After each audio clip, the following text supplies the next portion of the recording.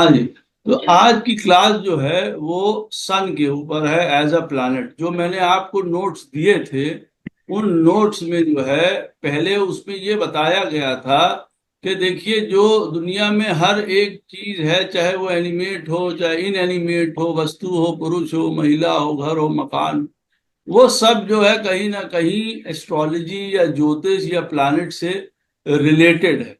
और उसके लिए अलग अलग प्लैनेट जो हैं वो स्पेसिफाई किए गए हैं हमारे ऋषियों ने।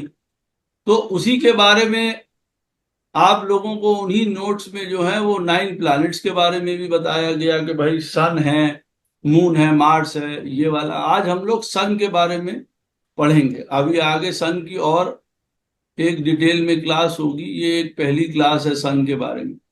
तो देखिए, सन के बारे में मेन पॉइंट ये है कि समझने का किसी भी प्लैनेट को, एक होता है कि भाई हम लोगों ने जो किताबों में पढ़ रहे हैं या हमारे शास्त्र, हमारे जो लिखा हुआ है ज्योतिष शास्त्र में, हम उसके बारे में पढ़ रहे हैं किसी चीज के बारे में, तो हम उससे समझ रहे हैं। लेकिन एक्चुअली में अगर देखा जाए तो जो हमारे ऋषि थे या जो हमारे शास्त्र हैं, उसमें उनकी जो व्याख्या करी गई है प्लैनेट्स की, उनके जीवन के ऊपर या उनके जन्म के ऊपर और उनके पूरी लाइफ के ऊपर, उनके नेचर के ऊपर, उससे हम लोगों को सबसे ज्यादा पता चलता है प्लैनेट्स के बारे में।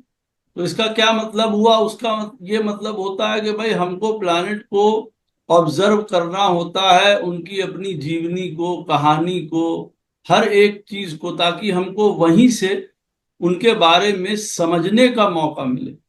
क्योंकि ये किसी भी व्यक्ति को जानने का सबसे बढ़िया तरीका होता है कि भाई हम उनको देखें, उनके बिहेवियर को देखें, उनकी पर्सनालिटी को देखें, तब हमको उस चीज के बारे में ज्यादा पता चलता है। उसी तरीके से प्लैनेट्स के बारे में भी यही कहा जाता है। उसी तरीके से हम लोग सन के बारे में भी यही सीखते हैं। अच्छा, इस चीज के लिए मैं आपको एक छोटा सा पहले एक बात बताता हूं कि जैसे सूर्य देवता को भी अगर आप लोग नहीं जानते हैं, तो एक बार शिव जी के साथ युद्ध में वो भी मृत्यु को प्राप्त हुए थे, सूर्य देवता।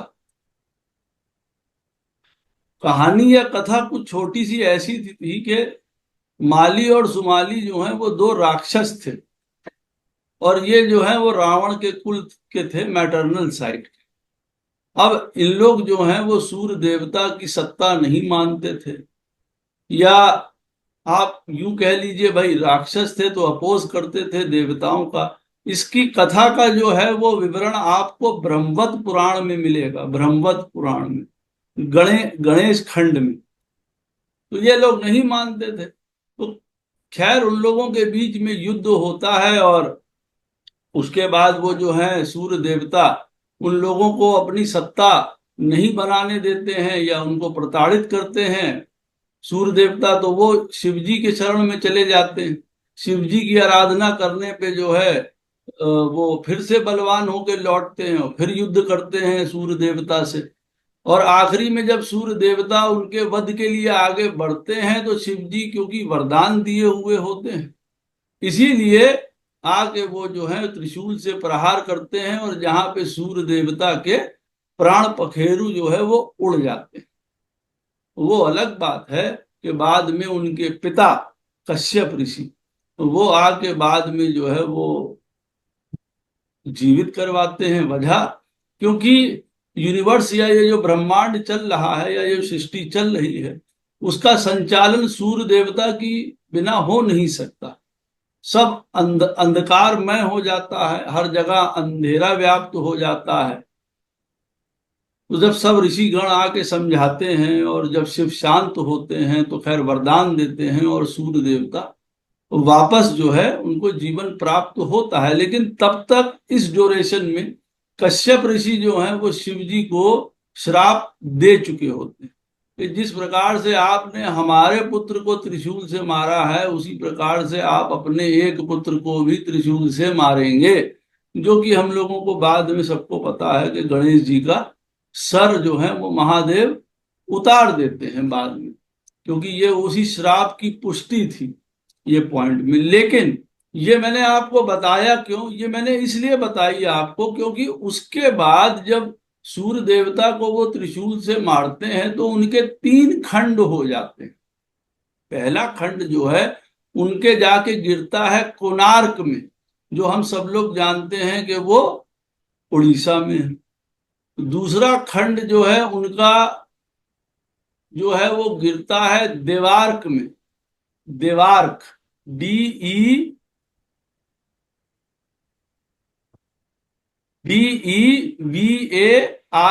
देवार्क। ये जो है आपका गिरता है जाके बिहार में। और एक तीसरा खंड जाके सूर्य देवता का गिरता है लोलार्क में, वो जो है काशी में। कोणार्क, देवार्क और लोलार्क, ये 3 जगह जाके गिरता है। एक उड़ीसा में, एक बिहार में, और तीसरा जो है काशी में। और यहाँ पे जो है उनके 3 खंड जाके गिरते हैं।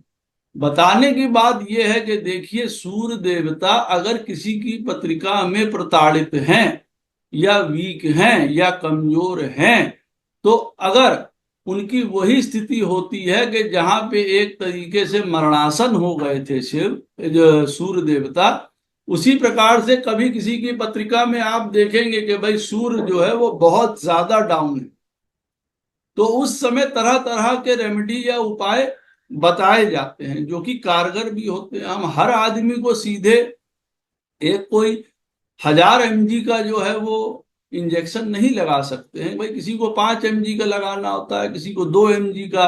तो जितने जो हमारी रेमेडीज हैं वो भी वैसी ही होती है। उसी प्रकार से सूर्य देवता की ये रेमेडी उनके लिए सबसे कारगर है जिनका सूर्य जो है एक तरीके से बिल्कुल खत्म हो गया है जीवन में। ये ऐसे आप चार्ट देखेंगे जहां सन जो है 50 डिग्री से नीचे का षटबल लिए हुए बैठा हुआ है, 50 से नीचे का लिए बैठा हुआ है। आप वहां देखेंगे, या उनके जीवन में हेल्थ के इश्यूज होंगे या वेल्थ के बहुत ज्यादा इश्यू होंगे, तो उस समय हम लोग उनको ये सजेस्ट कर सकते हैं कि भाई आप लोग इन 3 जगह जाइए, तो आप लोग उसी प्रकार की अवस्था प्राप्त करेंगे जैसे सूर्य देवता ने प्राप्त करी थी। तो ये हमको देखिए कहानी से या कथा से ही हमको मिला। अगर हम सन को वैसे पढ़ने लगेंगे सेजिस के थ्रू या जो हमारे शास्त्र में लिखे हुए हैं, तो हमको इस तरीके का ऑब्जर्वेशन करने को नहीं मिलेगा। ये भी मैं आपको इस कथा के माध्यम से बताना चाहता था कि देखिए, इसी तरीके से सूर्य देवता की कथा के बारे में जितना ज्यादा पढ़ेंगे और डीप आप लोग, उतना ज्यादा आपको उनकी क्वालिटीज के बारे में, चीजों के बारे में पता चले। तो आप समझ गए किस प्रकार से जीवन जो है वो प्लैनेट के साथ जुड़ता है और किस प्रकार से हम लोग उसको एस्ट्रोलॉजी में यूज कर सकते हैं कि उनकी उनकी उनकी किस प्रकार से मृत्यु हुई और वो किस प्रकार से वो जीवित हुए, हमको कैसे पता चला, कहाँ पे उनके खंड गिरे, और अगर हम लोग किसी को सूर्य मजबूत करना है तो हम लोग कैसे कर सकते हैं, ये हम लोगों को उसी से पता चला।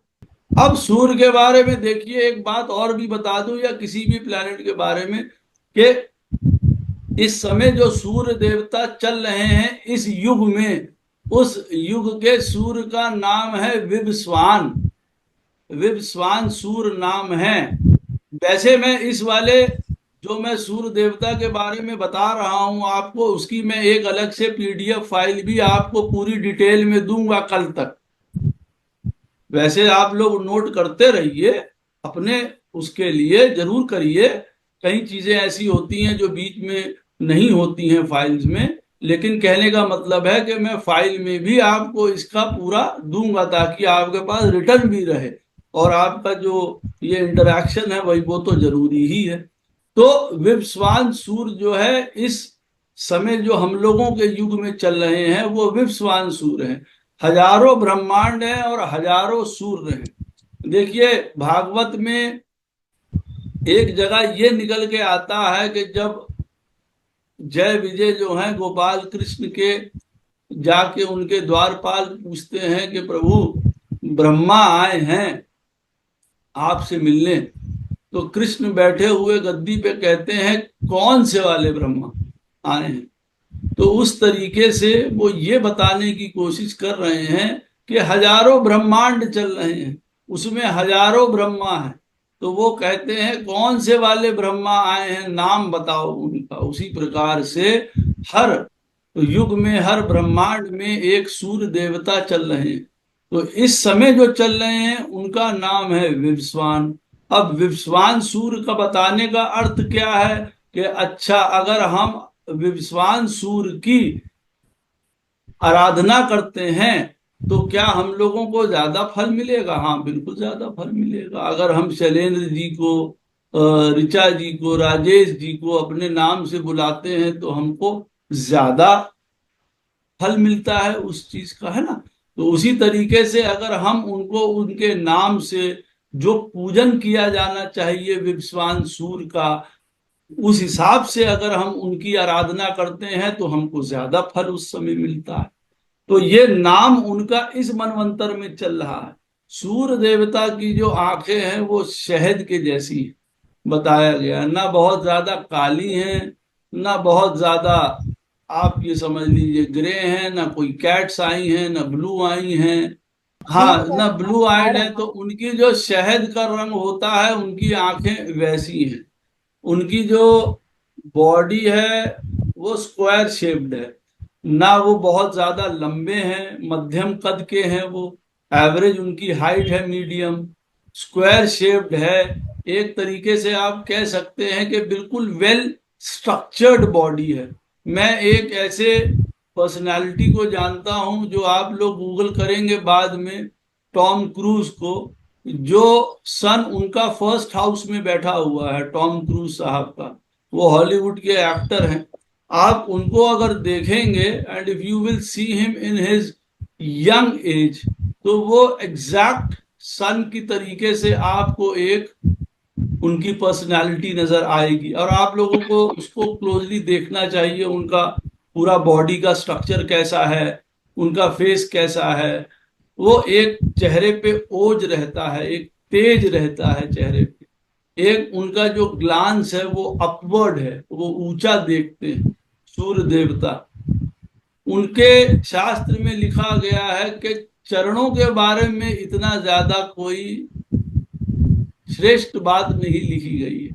कहने का मतलब क्यों, सूर्य देवता के चरणों के बारे में इसलिए बहुत कुछ नहीं लिखा गया है क्योंकि उनका ऑरा, उनकी पर्सनालिटी, उनका जो उनका चेहरे का चमक है वो इतनी ज्यादा है, लाइट या प्रकाश के उनको पैरों से कोई मतलब नहीं। दूसरा एक उसका अर्थ ये भी निकल के आता है कि भाई वो राजा हैं, वो कहाँ चलेंगे? अब वो शनि सेवक हैं तो शनि चलते हैं। अब ये तो चलेंगे नहीं, तो उनका पैरों का क्या काम है ज्यादा, इसीलिए पैर उनके डिस्क्राइब नहीं किए गए हैं। कहने का यहाँ अर्थ ये है कि सन की जो अपर बॉडी है, सन के लिए वो बड़ी स्ट्रांग होती है, वेल बिल्ड, स्ट्रांग। चेहरे पे एक तेज होता है, ग्लो होता है, जिसको हम लोग देखते ही अट्रैक्ट हो जाते हैं, जैसे रेडिएट कर रहा है किसी का चेहरा। मुंह पे लालिमा लिए हुए होते हैं, वाइट नहीं, लालिमा। चेहरे पे थोड़ा लाल पना होगा बहुत, जिनका सूर्य का, आप जिनका परसोना या जिनका जीवन में देखेंगे हमेशा। तो जी हाँ, अब सूर्य के जी अलग अलग नाम भी हैं। सूर्य देवता के फीट के बारे में या चरणों के बारे में क्यों शास्त्रों में ज्यादा नहीं लिखा गया है, मेरे ख्याल से आप सब लोगों को समझ आ गया होगा उसका मतलब। हाँ जी। जी।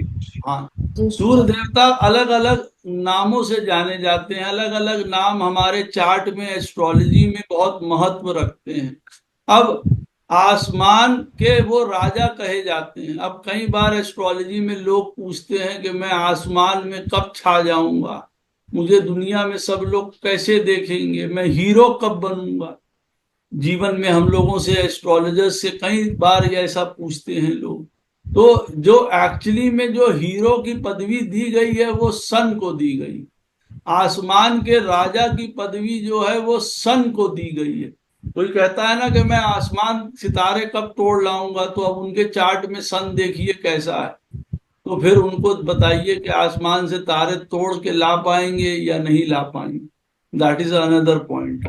लेकिन ये भी मैं बताना चाहता हूं एज एस्ट्रोलॉजर, हम लोगों को ये समझना चाहिए कि आसमान के तारे सूर्य देवता चार्ट में कहीं पे भी बैठे हों, वो जरूर उस व्यक्ति को तोड़ने का बल देते हैं। बस पॉइंट ये होता है किस क्षेत्र में वो करना चाहता है, किस क्षेत्र में उसके जीवन में लिखा हुआ है। अब अगर किसी की पत्रिका में अष्टम में सूर्य बैठे हुए हैं, इसका मतलब ये बिल्कुल नहीं है कि वो आसमान से तारे तोड़ के नहीं ला सकता है, बिल्कुल ला सकता है। हाँ, वो बात एक अलग है कि वो अष्टम स्थान की चीजों में आसमान में तारे तोड़ के ला सकता है।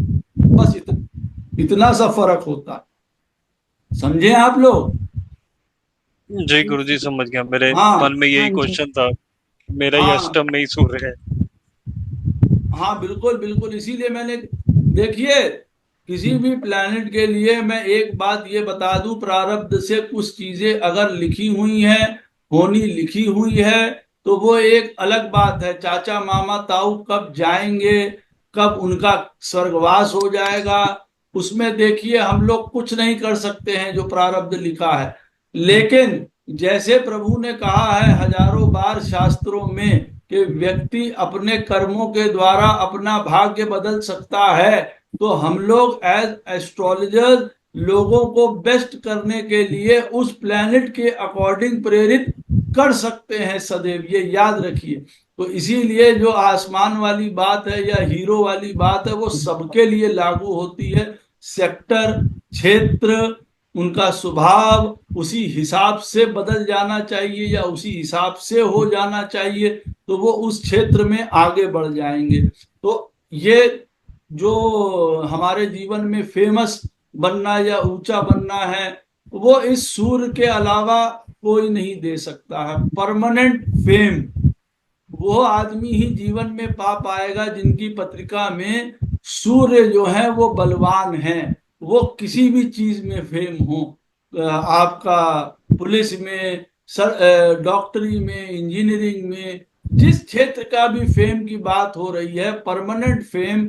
हाँ भाई, हम आईएएस बन गए, अब आईएएस बनने के बाद हमारे जीवन में हमारी प्रसिद्धि जो है पूरे 30 साल 40 साल हमारी ड्यूटी में रहेगी कि नहीं रहेगी, इट ऑल डिपेंड्स ऑन सन। अगर सन मजबूत है तो आपकी प्रसिद्धि वैसे ही रहेगी, और अगर सन मजबूत नहीं है, इसका मतलब यह है कि बीच में जब दशा अंतर दशाएं खराब आएंगी, तो आप कह सकते हैं कि नहीं भाई प्रसिद्धि घटेगी, या इस समय यहाँ पे प्रॉब्लम आएगी। और कभी फिर ऐसे आदमी के चार्ट में सन अगर बहुत स्ट्रांग बैठा है, तो ही इज ऑलवेज गुड, सब चीजें चलती रहती हैं उसकी बहुत अच्छी तरीके से। फिर सूर्य देवता जाने जाते हैं, आपका क्या नाम लेते हैं, ये सीजन के लिए। सीजन जो चेंज होते हैं हमारे साल में, वो उनके लिए जाने जाते हैं। अच्छा, सीजन चेंज होना और हमारी एस्ट्रोलॉजी में क्या आपस में मिलान होता है?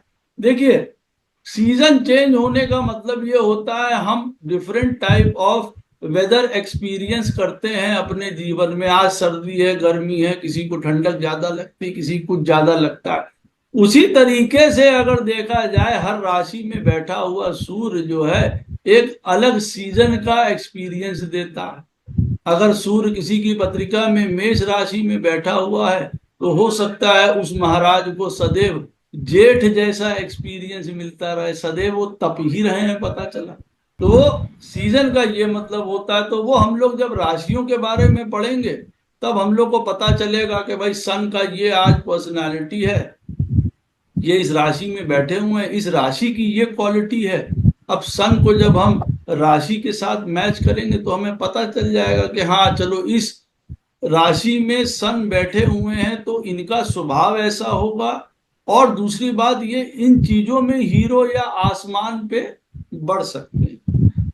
सबसे सुंदर हंस कहा गया है, यानी कि सबसे बुद्धिमान, सबसे ज्ञानी, सारे शास्त्रों के ज्ञाता सूर्य देवता है।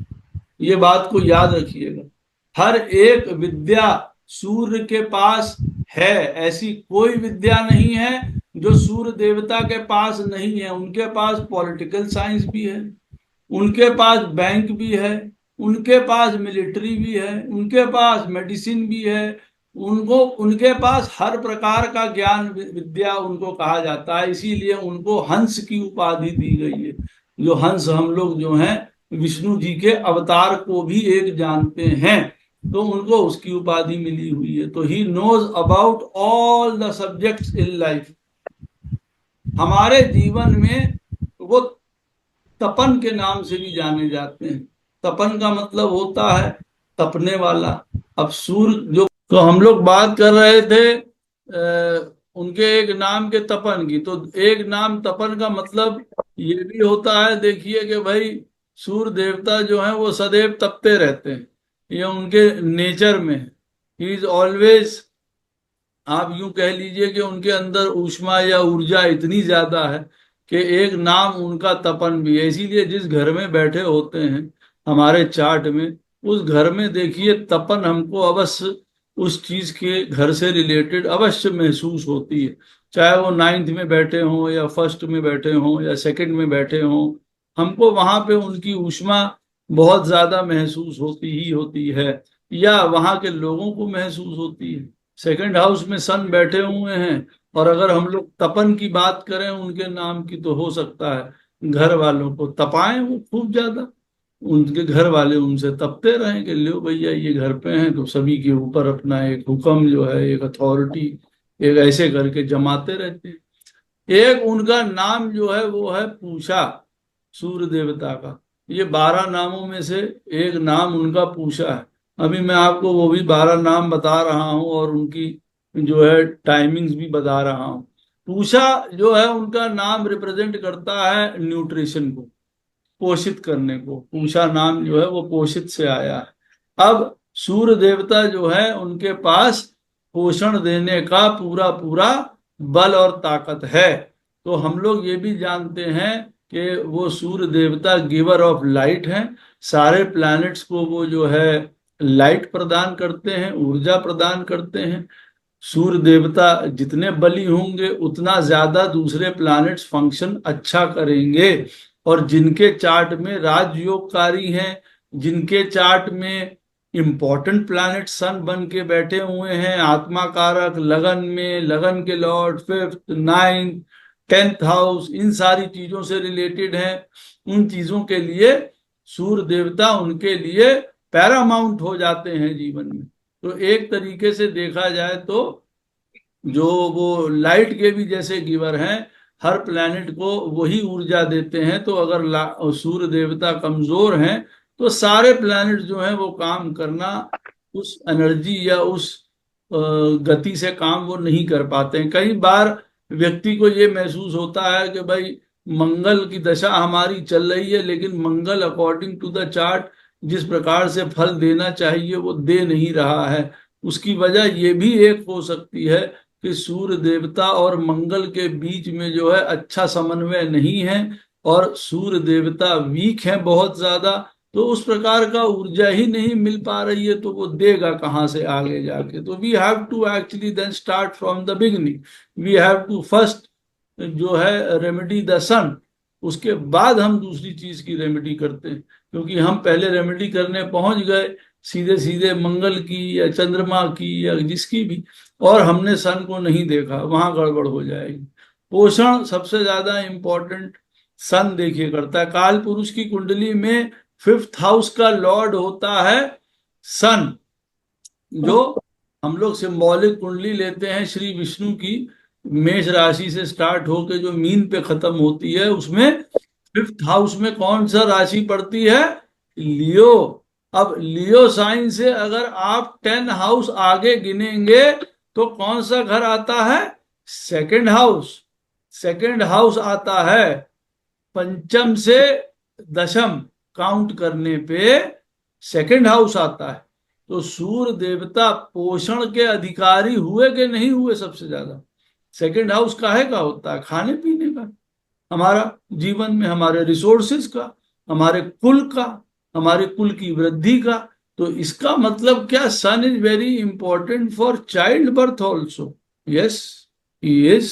सन अगर हमारी पत्रिका में खराब है तो वंश वृद्धि, कुल वृद्धि, पुत्र का होना, ये सारी चीजें बहुत ज्यादा इंपॉर्टेंट हो जाती हैं सन के माध्यम से। सन इज कुलस्य उन्नति, कुल की उन्नति करने वाले सन हैं, क्योंकि उनके अपने राशि सिंह से काल पुरुष की कुंडली में 10th हाउस पड़ता है। सन 10th हाउस क्यों लेते हैं? क्योंकि हर प्लैनेट का, हर घर का एक कर्मा होता है। तो सिंह राशि का जो कर्मा है कहाँ पड़ता है? जाके 2nd हाउस में, जो हम लोग काल पुरुष की कुंडली से देखते हैं।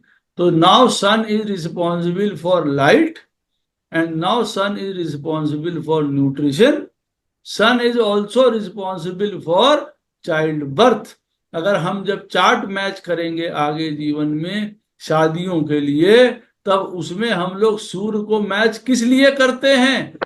संतान उत्पत्ति के लिए। एक जने का सन खराब है, दूसरे जने का भी सन खराब है, वी विल नॉट मैच। या हम बता देंगे कि भैया शादी आदि कर लो, बच्चा अच्छा नहीं हो पाएगा, ये याद रखना, या बच्चा होगा तो उसमें ये ट्रबल होगी, या फिर आपको ये उपाय करना पड़ेगा। और या फिर लास्ट में जैसे प्रभु कहते हैं, या जैसे हमारे रेमेडी सेक्टर में लिखा, सेक्शन में लिखा हुआ है कि नहीं हो पाएगा, ब्रह्मा जी ने लिखा ही नहीं है, तो हम कहाँ से उसमें हेल्प कर देंगे। बिकॉज एक बात और भी याद रखिएगा, ज्योतिष में 90% तक आप हेल्प कर सकते हैं if you are moving on the path of dharma. धर्मा पे मूव करने पे 90% किसी की मदद करी जा सकती है। धर्मा पे चलने पर और अधर्म पे चल रहे हैं, फिर तो आपको बहुत सारे एस्ट्रोलॉजर्स और बहुत सारी चीजें ऐसे मिल जाती हैं कि नीम के पेड़ पे कागज बांध आइए और कौवा बांध आइए, ये वाला बहुत मिलेंगे। ये पॉइंट नहीं है। जो धर्म पे चल रहे हैं और धर्म की बात करते हुए एस्ट्रोलॉजी करते हैं, अपने में सात्विक हैं, अपने में रूल और रेगुलेशन बना के चल रहे हैं, ऐसे एस्ट्रोलॉजर जो हैं वो बहुत हद तक गोपाल कृष्ण की कृपा पाते हैं और आपको अच्छी रेमेडीज या जीवन का दर्शन या डायरेक्शन दे सकते हैं। लेकिन उसके बावजूद भी 10% नहीं, क्योंकि जो नहीं लिखा गया है वो नहीं मिल पाएगा, ये बात याद रखिए। और ना कहना सीखिए, उस चीज को समझना सीखिए, एक्सेप्टेंस सीखनी पड़ती है sometime, because it is denied in this birth, you can't get. आप रोइए या हंसिए, उसमें हम नहीं कर सकते ये वाली चीज में। तो कुछ चीज ये फैक्ट होती है। अच्छा, सन जो है वो राजा होते हैं मंथ के। अब सन जो है वो राजा मंथ के होते हैं, इसका क्या मतलब आप हमें बता रहे हैं? सन मंथ के राजा होते हैं, जानने का क्या मतलब है? अब आपका जब मंथ शुरू हुआ, आपका मतलब मंथ शुरू होने का मतलब ये नहीं कि जनवरी फरवरी शुरू हुआ। मंथ होता है हिंदू मंथ। चैत्र शुरू हुआ, सन ने एक राशि से दूसरी राशि में बदलाव किया, तो वो आपकी कौन सी राशि में गए हैं और चंद्रमा से उनकी क्या पोजीशन है फ्रॉम द मून, उनका क्या पोजीशन बन के आ रही है, वो बहुत ज्यादा इंपॉर्टेंट है। इसलिए हम ये देखते हैं कि मंथ के राजा सन है। अब अगर पोजीशन खराब बन के आ रही है, चंद्रमा से भी 8वें में बैठे हैं, आपके 8वें स्थान में महीने, इस महीने में वो हो के निकल रहे हैं, कहने का अर्थ है जब उन्होंने राशि परिवर्तन किया, इसका मतलब the things are not going to go easy. समझ गए आप लोग? हाँ जी। अरे जी सब गुरु लोग जी। बोलेंगे? हाँ जी हाँ हाँ जी। जी। जी हाँ, गुरु ठीक जी। ठीक, सबको सुन रहा है। ठीक ठीक, ग्रेट। तो हम लोगों को ये पता चल जाता है ये मंथ के राजा हैं। डे के राजा वैसे कौन है? डे के राजा हैं चंद्रमा। हम चंद लोग चंद्रमा, हाँ, गुड गुड। किसने बोला? जी मैंने। साहिल, गुड गुड। चंद्रमा जो है वो दिन के राजा हैं। तो दिन में जो कुछ बात हो रही है आज दिन में, दैट इज उनके किसके रिस्पॉन्सिबिलिटी है? चंद्रमा महाराज की। हम लोग जो पलके भी अपना झपकाते हैं, that is related to moon. Moon उसके कारक हैं, दिन के, एक निमिष के। इसको कहा जाता है ना, हम लोग जितने देर में अपनी पलक को झपकाते हैं, वो झपकाने का जो टाइम है वो चंद्रमा के अंडर में है। तो जो डे का है दैट इज फॉर मून, और जो मंथ का है दैट इज फॉर सन। तो हम लोगों का सन का महीने का पता चल जाएगा, भाई ठीक है ये इस समय इस राशि से होकर निकलेंगे, मून के साथ ये ऐसी कंडीशन में थे। ट्रांजिट अभी हम लोग जब आगे पढ़ेंगे तो वो हम आपको जरूर बताएंगे, ये वाला जो टेक्निक है। लेकिन कहने का मतलब है वो इस तरीके से यूज होता है एस्ट्रोलॉजी में। प्रश्न कुंडली में भी इसका बहुत इस्तेमाल होता है। जो हमने आपको बताया है कि मंथ के राजा जो हैं वो सन हैं। तो जब आपके पास प्रश्न कुंडली आती है और कोई कुंडली अथॉरिटी से, नौकरी से, आईएएस पीसीएस से, किसी ऐसे प्रकार के प्रश्न से जुड़ी हुई है पिता से, और अगर सन वहां पे जहां पे बैठा हुआ है and if it is not good in उस मंथ में, उनके लिए प्रश्न में खराब बन के आ रहा है, results will not be good, वो नेगेटिव रिजल्ट्स उनके होंगे। ये इसलिए। दूसरा, उनके अंदर एक जो है उनको कहा जाता है उनके अंदर मातृत्व वाला भी पॉइंट है। उनकी एक रे जो है, उनकी एक किरण जो है वो श्वेत है। वो श्वेत किरण जो है उनकी चंद्रमा के लिए निकलती है। तो कहीं ना कहीं से आपने या हमने सबने एक्सपीरियंस किया है कि ये दो एनर्जीज हैं, सन और जो मून, वो समय आने पे माता पिता का रोल अदा करते हैं। करते हैं कि नहीं करते? कभी पिता जी। माता बन जाता यस। है, माता पिता बन जाती है। माता तो खैर ज्यादा ही बनती है भाई। माता तो हमेशा जो है वो दोनों के ही रोल प्ले करने में ज्यादा सक्षम है। पिता जरूर है, लेकिन उनको वो रोल कुछ लोग प्ले कर पाते हैं माँ जैसा, कहने का अर्थ है, बट करते हैं। तो इसीलिए हमको ये भी देखना पड़ता है, क्योंकि दोनों जो एनर्जी, मेल और फीमेल एनर्जी हैं, वो सन और मून दोनों कैरी करते हैं। तो अगर हम सन जहां पे भी बैठा हुआ है, तो वहां पे हमको हमारे चार्ट में उस वाली मदरली फीलिंग के हिसाब से भी उस घर को देखना पड़ता है। चीज को लेके it is not always about burning, it is always about के अगर वो सन को हम माता के रूप में मानेंगे और वो जिस घर में बैठा होगा, तो वो किस प्रकार से उस घर को टैकल कर सकता है एज अ मदर बन के, हम लोग वहां पे भी उस चीज को देखते हैं। ये नामों से, उनकी क्वालिटीज से, उनके घर में होने से हमारे जीवन में बहुत फर्क डालता है। जैसे मैंने पहले इंट्रोडक्टरी क्लास में कहा था, प्लैनेट को ऑब्जर्व करके, उनको समझ के, चार्ट में वो क्या बैठे हैं, क्या करने के लिए बैठे हैं, हम जीवन के आदमी के जीवन को बदल सकते हैं। रेदर देन ये बताने के लिए सिर्फ कि तुम्हारी सरकारी नौकरी हो जाएगी, तुम बिजनेस कर लोगे। That is not the point of astrology. हम ये करने के लिए तो बैठे हैं, जिनको जानना है हम कोशिश करते हैं कि हम उनको वो बताएं ताकि वो अपने पथ पे चल पाए। लेकिन जो असली हमारा काम है, आपका काम है, अपने आप को भी सुधारना और दूसरे व्यक्ति को भी सुधार की दिशा की तरफ ले जाना। बाकी का काम वो खुद ही कर लेता है। जैसे कहा जाता है भाई, आदमी को पैसे ना दो, उसको कोई काम करना सिखा दो, तो वो अपने आप पैसा कमा लेगा। उसी प्रकार से उसको उसके चार्ट के बारे में बता दो कि भैया देखो, शनि महाराज तुमसे ये कह रहे हैं कि घर से बाहर निकलो और 24 घंटा जो है लेबर की तरह काम करो। यहाँ पे हमको ये एक्सक्यूज मत दो कि हमको अभी ये जो है पॉटी आ गई, हमारा पेट दर्द हो रहा है, हमारा ये हो रहा है। वो कह रहे हैं उससे कोई मतलब नहीं है। तुम्हारे चार्ट में सैटर्न कह रहा है 24 घंटे में 18 घंटे लेबर की तरह काम करो।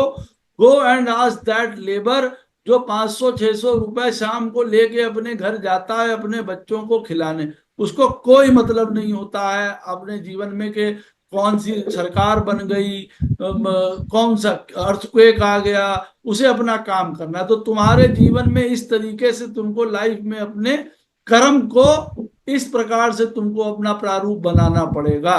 तो वो व्यक्ति फिर समझता है कि अच्छा ठीक है, मैं तो ऑपोजिट काम कर रहा हूं, मैं तो माँ के आंचल में छुपा रहता हूँ, घर में छुपा रहता हूँ, मैं तो ये सोचता हूँ मेरे ऑफिस में काम में मेरे एसी हो जाए, मुझे लोग चार पैर दबाएं, मैं तो उस तरीके के कामों के चक्कर में हूं। यहाँ पे तो कह रहे हैं गुरुजी के घास काटो जाके बाहर, तो मैं तो घास काट ही नहीं रहा हूं, तो मुझे सफलता कहाँ से मिलेगी? Then he comes face to face. समझ गए आप लोग?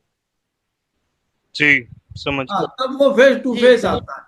उसी प्रकार से सूर्य देवता का भी जो ये हम लोग बात कर रहे हैं, हम लोगों को ये बता दें कि भाई देखिए ये इस प्रकार से आपसे डिमांड कर रहे हैं, ये चीजें हम लोग उनको हेल्प कर दें तो वो पता चल जाता है। अच्छा, दूसरी बात ये है कि आप लोग ये नोट कर लीजिए कि चैत्र के महीने में सूर्य देवता जो है उनको कहा जाता है धाता सूर्य। चैत्र का महीना स्टार्ट होता है 15 मार्च से 15 अप्रैल तक।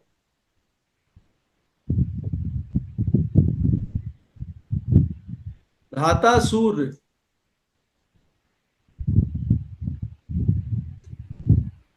15 अप्रैल से 15 मई तक उनको कहा जाता है अर्यमा।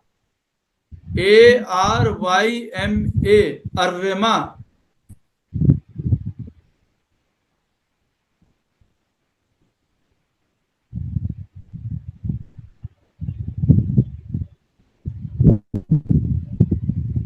15 मई से 15 जून तक उनको कहा जाता है मित्र सूर्य।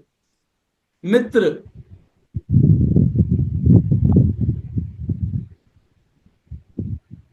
ये जेठ का महीना होता है। पहला महीना जो था वो चैत्र का था, तो दूसरा जो है वो वैशाख था, और तीसरा महीना जेठ, जब जब उनको मित्र सूर कहा जाता है। चौथा 15 जून से 15 जुलाई वरुण सूर। आषाढ़ का महीना होता है ये।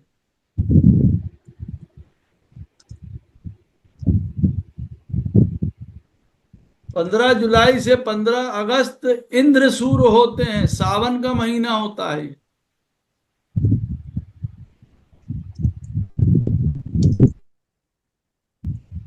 15 अगस्त से 15 सितंबर के बीच में कहा जाता है विवस्वान सूर्य। जिस सूर्य की हम बात कर रहे थे स्टार्टिंग में, विवस्वान, ये भादों में आता है। भाद्रपद में कृष्ण आते हैं। कृष्ण कहते हैं कि इस युग में मैं विवस्वान सूर्य हूं। देश जी कैसे लिखेंगे इसको? वि, विवस्वान, VIV, वी, जी मैं हिंदी में लिख सकती हूँ। हाँ जी, V. V for victory. VIV, जी जी। हम्म। SSSWAN, विवस्वान। विवस्वान। जी, अच्छा। विवस्वान सूर्य ये भादों में होते हैं, 15 अगस्त से 15 सितंबर। उसके बाद आते हैं पूषा सूर्य, वो 15 सितंबर से 15 अक्टूबर।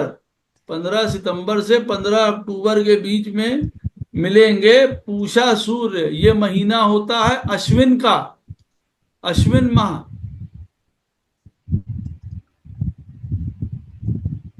फिर 15 अक्टूबर से 15 नवंबर तक सूर्य देवता का नाम है पर्जन्य।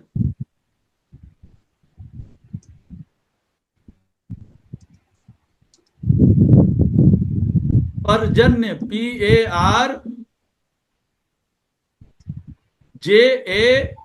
PARJANYA, पर्जन्य।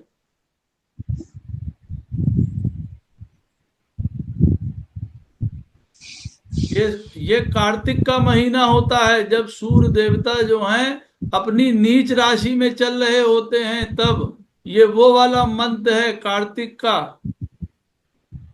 उसके बाद मार्ग शीर्ष का महीना आता है 15 नवंबर से 15 दिसंबर। उस समय सूर्य देवता का नाम होता है अंशुमान।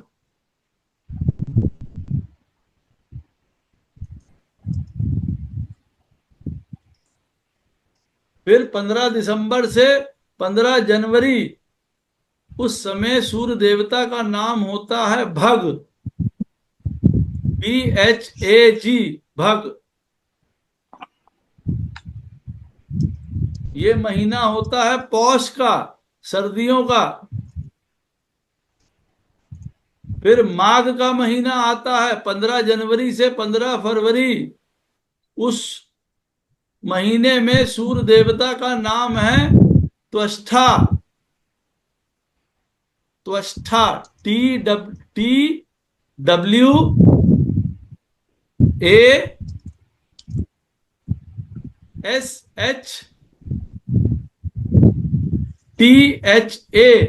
त्वष्टा। त्वष्टा सूर्य, ये माघ महीने में आते हैं। फिर लास्ट में 15 फरवरी से लेके 15 मार्च तक सूर्य का नाम होता है विष्णु। ये फागुन का महीना है। फागुन के महीने में 15 फरवरी से 15 मार्च के बीच में सूर्य देवता का नाम होता है विष्णु। अब जो ये सूर्य हैं, ये आपके जब मंथ में जो डेट में आप लोग पैदा हुए हैं, आप उसके साथ जोड़ सकते हैं नाउ, राइट। कि हाँ, हमारा जन्मदिन कौन से हिंदू तिथि में हुआ है, मंथ में, कहने का अर्थ है। अब हमको कौन से सूर्य देवता से हम जुड़े हैं, आप लोग ये समझ सकते हैं, राइट। जी सर। अब आपके अब आपके लिए कौन से सूर्य देवता हैं, you can directly worship that sun, that is your sun, that is you. ठीक है। तो उससे क्या होता है, हमारी अप्रोच जो है वो बहुत ज्यादा सेंटर्ड हो जाती है सूर्य देवता की तरफ। हम मैक्सिमम उससे ऊर्जा प्राप्त कर लेते हैं। अब उसकी मैक्सिमम ऊर्जा करने के लिए क्या होता है, हमको सूर्य देवता को जल चढ़ाना पड़ता है, अलग अलग चीजें डाल के। हर मंथ में, किसी मंथ में डाला जाता है गुलाब का फूल, किसी में डाला जाता है जायफल, किसी में डाला जाता है चीनी, किसी में दलिया। वो मैं आपको लिस्ट दूंगा, वो लिखने की जरूरत नहीं है आप लोगों को। वो मैं आपको पूरी लिस्ट दूंगा, और कौन से ऋषि और कौन से गंधर्व उसमें बैठे होते हैं, उनको रोज प्रणाम करना होता है। सूर्य देवता को जब जल चढ़ाया जाता है, तो हम लोगों को उसके मंत्र के हिसाब से जो मंत्र है, उस मंत्र से अगर हम जल दे रहे हैं, और रथ पे उस महीने जो सूर्य बैठे हुए हैं उनको सबको प्रणाम कर रहे हैं। जैसे किसी महीने में उनके रथ पे बैठे हुए हैं कश्यप ऋषि, अगर हम साथ में उनको प्रणाम कर रहे हैं। किसी महीने में बैठे हुए हैं भारद्वाज ऋषि, उनके रथ पे अब हम भारद्वाज ऋषि को प्रणाम कर रहे हैं। इससे होता क्या है कि हम रोज सवेरे जब सूर्य देवता को इन 5 मूर्तियों के साथ प्रणाम करते हैं जल के साथ, तब उनके चैरियट और अरुण, इन सबको मिला के 9 प्लैनेट्स के बराबर हो जाते हैं। तो उसका मतलब क्या होता है, हम डेली एक तरीके से 9 ग्रहों की पूजा वहीं सवेरे सूर्य देवता के सामने कर लेते हैं। समझे आप। जी दैट इटसेल्फ इज इनफ, क्योंकि हमने सबकी पूजा वहां कर ली, नाग की, अप्सरा की, गंधर्व की, ऋषि की, सूर्य देवता की, सबकी हमने कर ली। तो वहां पे आदमी को स्पेसिफिक रिजल्ट मिलने लग जाते हैं। और फिर इसी इसी तरीके से अगर हम 12 महीने,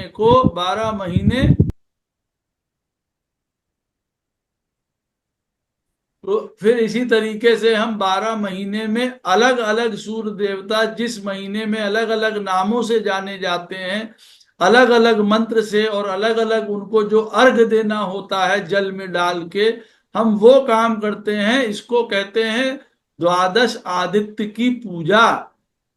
ये होते हैं द्वादश आदित्य। इनकी पूजा 1 साल करने के बाद आदमी का सूर्य जो है वो बहुत स्ट्रांग हो जाता है, वो बहुत तेज हो जाता है। He can have everything in his life. अगर वो 12 मंथ ये 12 पूजा करता है, और अपने जो है जो सामग्री डाल के करनी होती है, उसको हर प्रकार का फल प्राप्त हो जाता है। और अगर किसी का सन जो है वो health wise is not good, तो वो मैंने आपको स्टार्टिंग में बताया था कि उसको कहाँ 3 जगह पे जाना होता है, वो वहां पे जाने से अगर सन इज कॉजिंग हेल्थ इश्यूज, तब हमको उन 3 जगहों पे जाना पड़ता है। ठीक है। साथ गुरुजी ही जो आपने गुरुजी जो आप पूजा बता रहे हैं बारह आदित्य की, तो क्या ये मैटर नहीं करता कि कुंडली में कि सूर्य मारक है या कारक है? रिगार्डलेस ऑफ दिस ये कोई भी कर सकता है? वे सब कर सकते हैं। देखो यहाँ पे मारक का कॉन्सेप्ट सन के लिए वैसे भी कभी दिया ही नहीं गया है 12 लग्नों में। 12 लग्नों में सन एंड मून आर नेवर मारक, ये बात को याद रखो। वो शनि के लग्नों में भी मारक नहीं बनते हैं वो कभी भी, ये माता पिता हैं, समझे। सूर्य और जी। चंद्रमा माता पिता, माता पिता कैसे मारक बन सकते हैं, वो मारक नहीं बन सकते हैं। तो खैर ये कॉन्सेप्ट नहीं है। और एनीवे शास्त्र में ब्रह्मवत पुराण में ये लिखा गया है, सूर्य देवता की जो पूजा नहीं करेगा, मैं किसी तरीके की और पूजा एक्सेप्ट ही नहीं करूंगा। आप कोई पूजा करते रहिए, आप शिव जी को बुलाते रहिए, हम राधा राधा करते रहते हैं, हम कितनी राधा राधा करते रहें, लेकिन सूर्य देवता को जाके प्रणाम नहीं करेंगे तो चाबी गाड़ी में स्टार्ट करेंगे नहीं। ब्रह्मा जी उन्होंने मना कर दिया, कहने कितो करते रहो तुम लोग। सूर्य देवता को पूजा करना जरूरी है। इसीलिए माली और सुमाली की जो कथा शुरुआत में बताई थी, वो इसीलिए युद्ध चल रहा था। They were not ready to accept के हम सूर्य देवता की पूजा करेंगे, और वो पूजा जी। नहीं कर रहे थे, और वो लोग बीमार होते जा रहे थे, उनकी हड्डियों में दर्द होने लग गया, उनको कुष्ठ रोग होने लगा।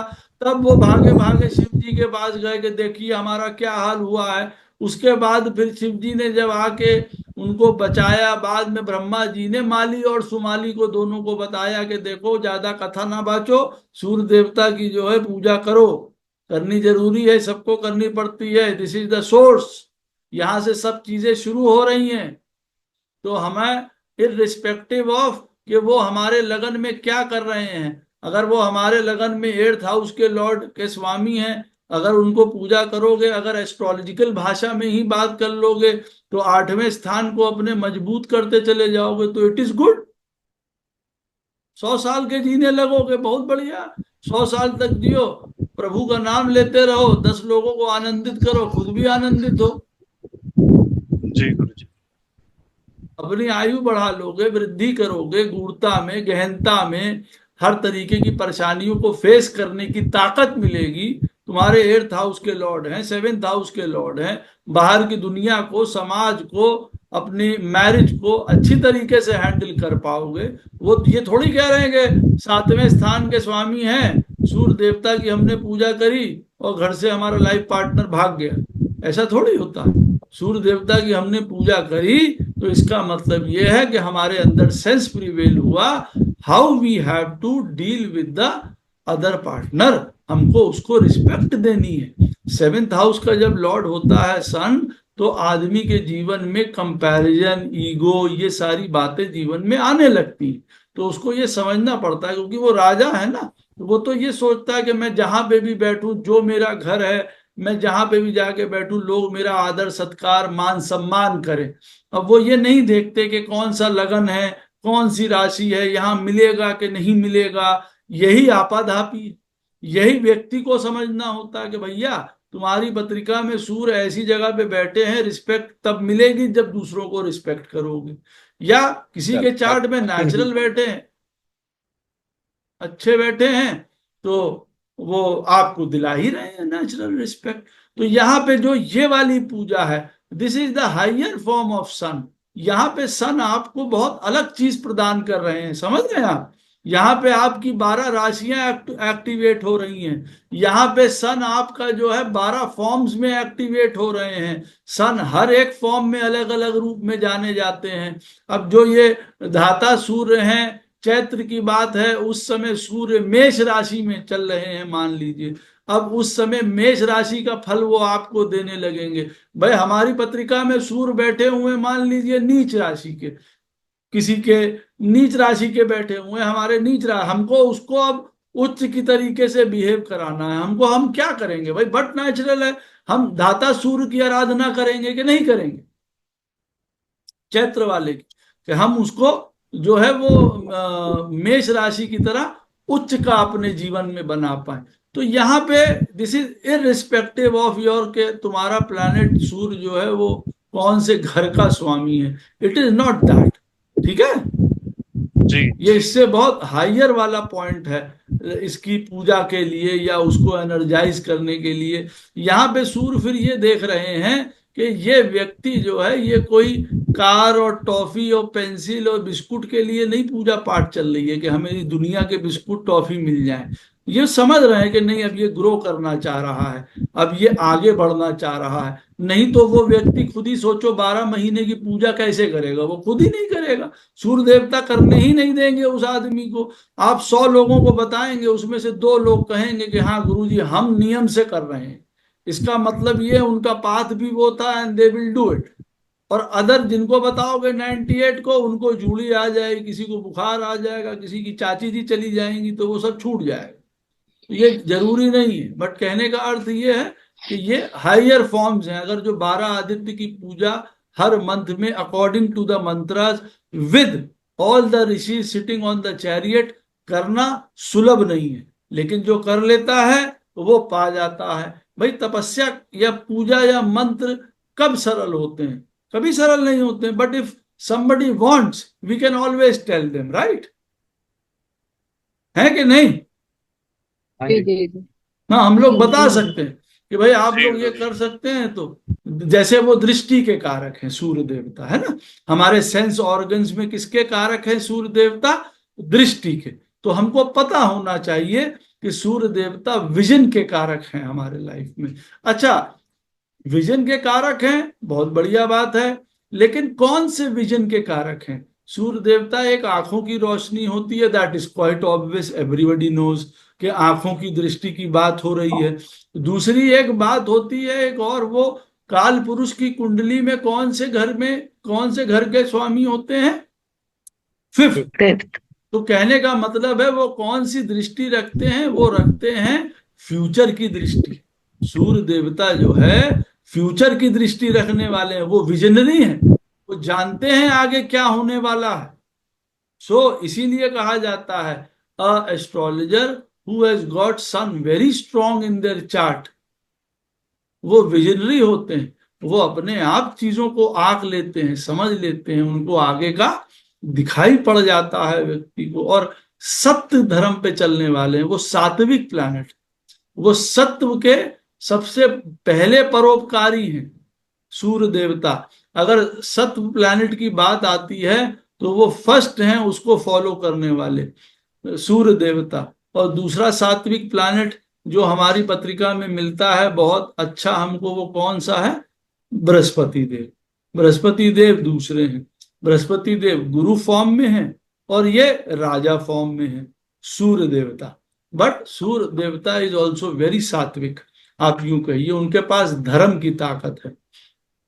सूर्य देवता राजा को रिप्रेजेंट करते हैं, अथॉरिटी को रिप्रेजेंट करते हैं, बड़ी पोस्ट को रिप्रेजेंट करते हैं। बड़ी पोस्ट का क्या मतलब है? बड़ी पोस्ट का मतलब है कि ये स्कूल है कोई, और इस स्कूल का जो सबसे टॉप बॉस है वो कौन होगा? सन।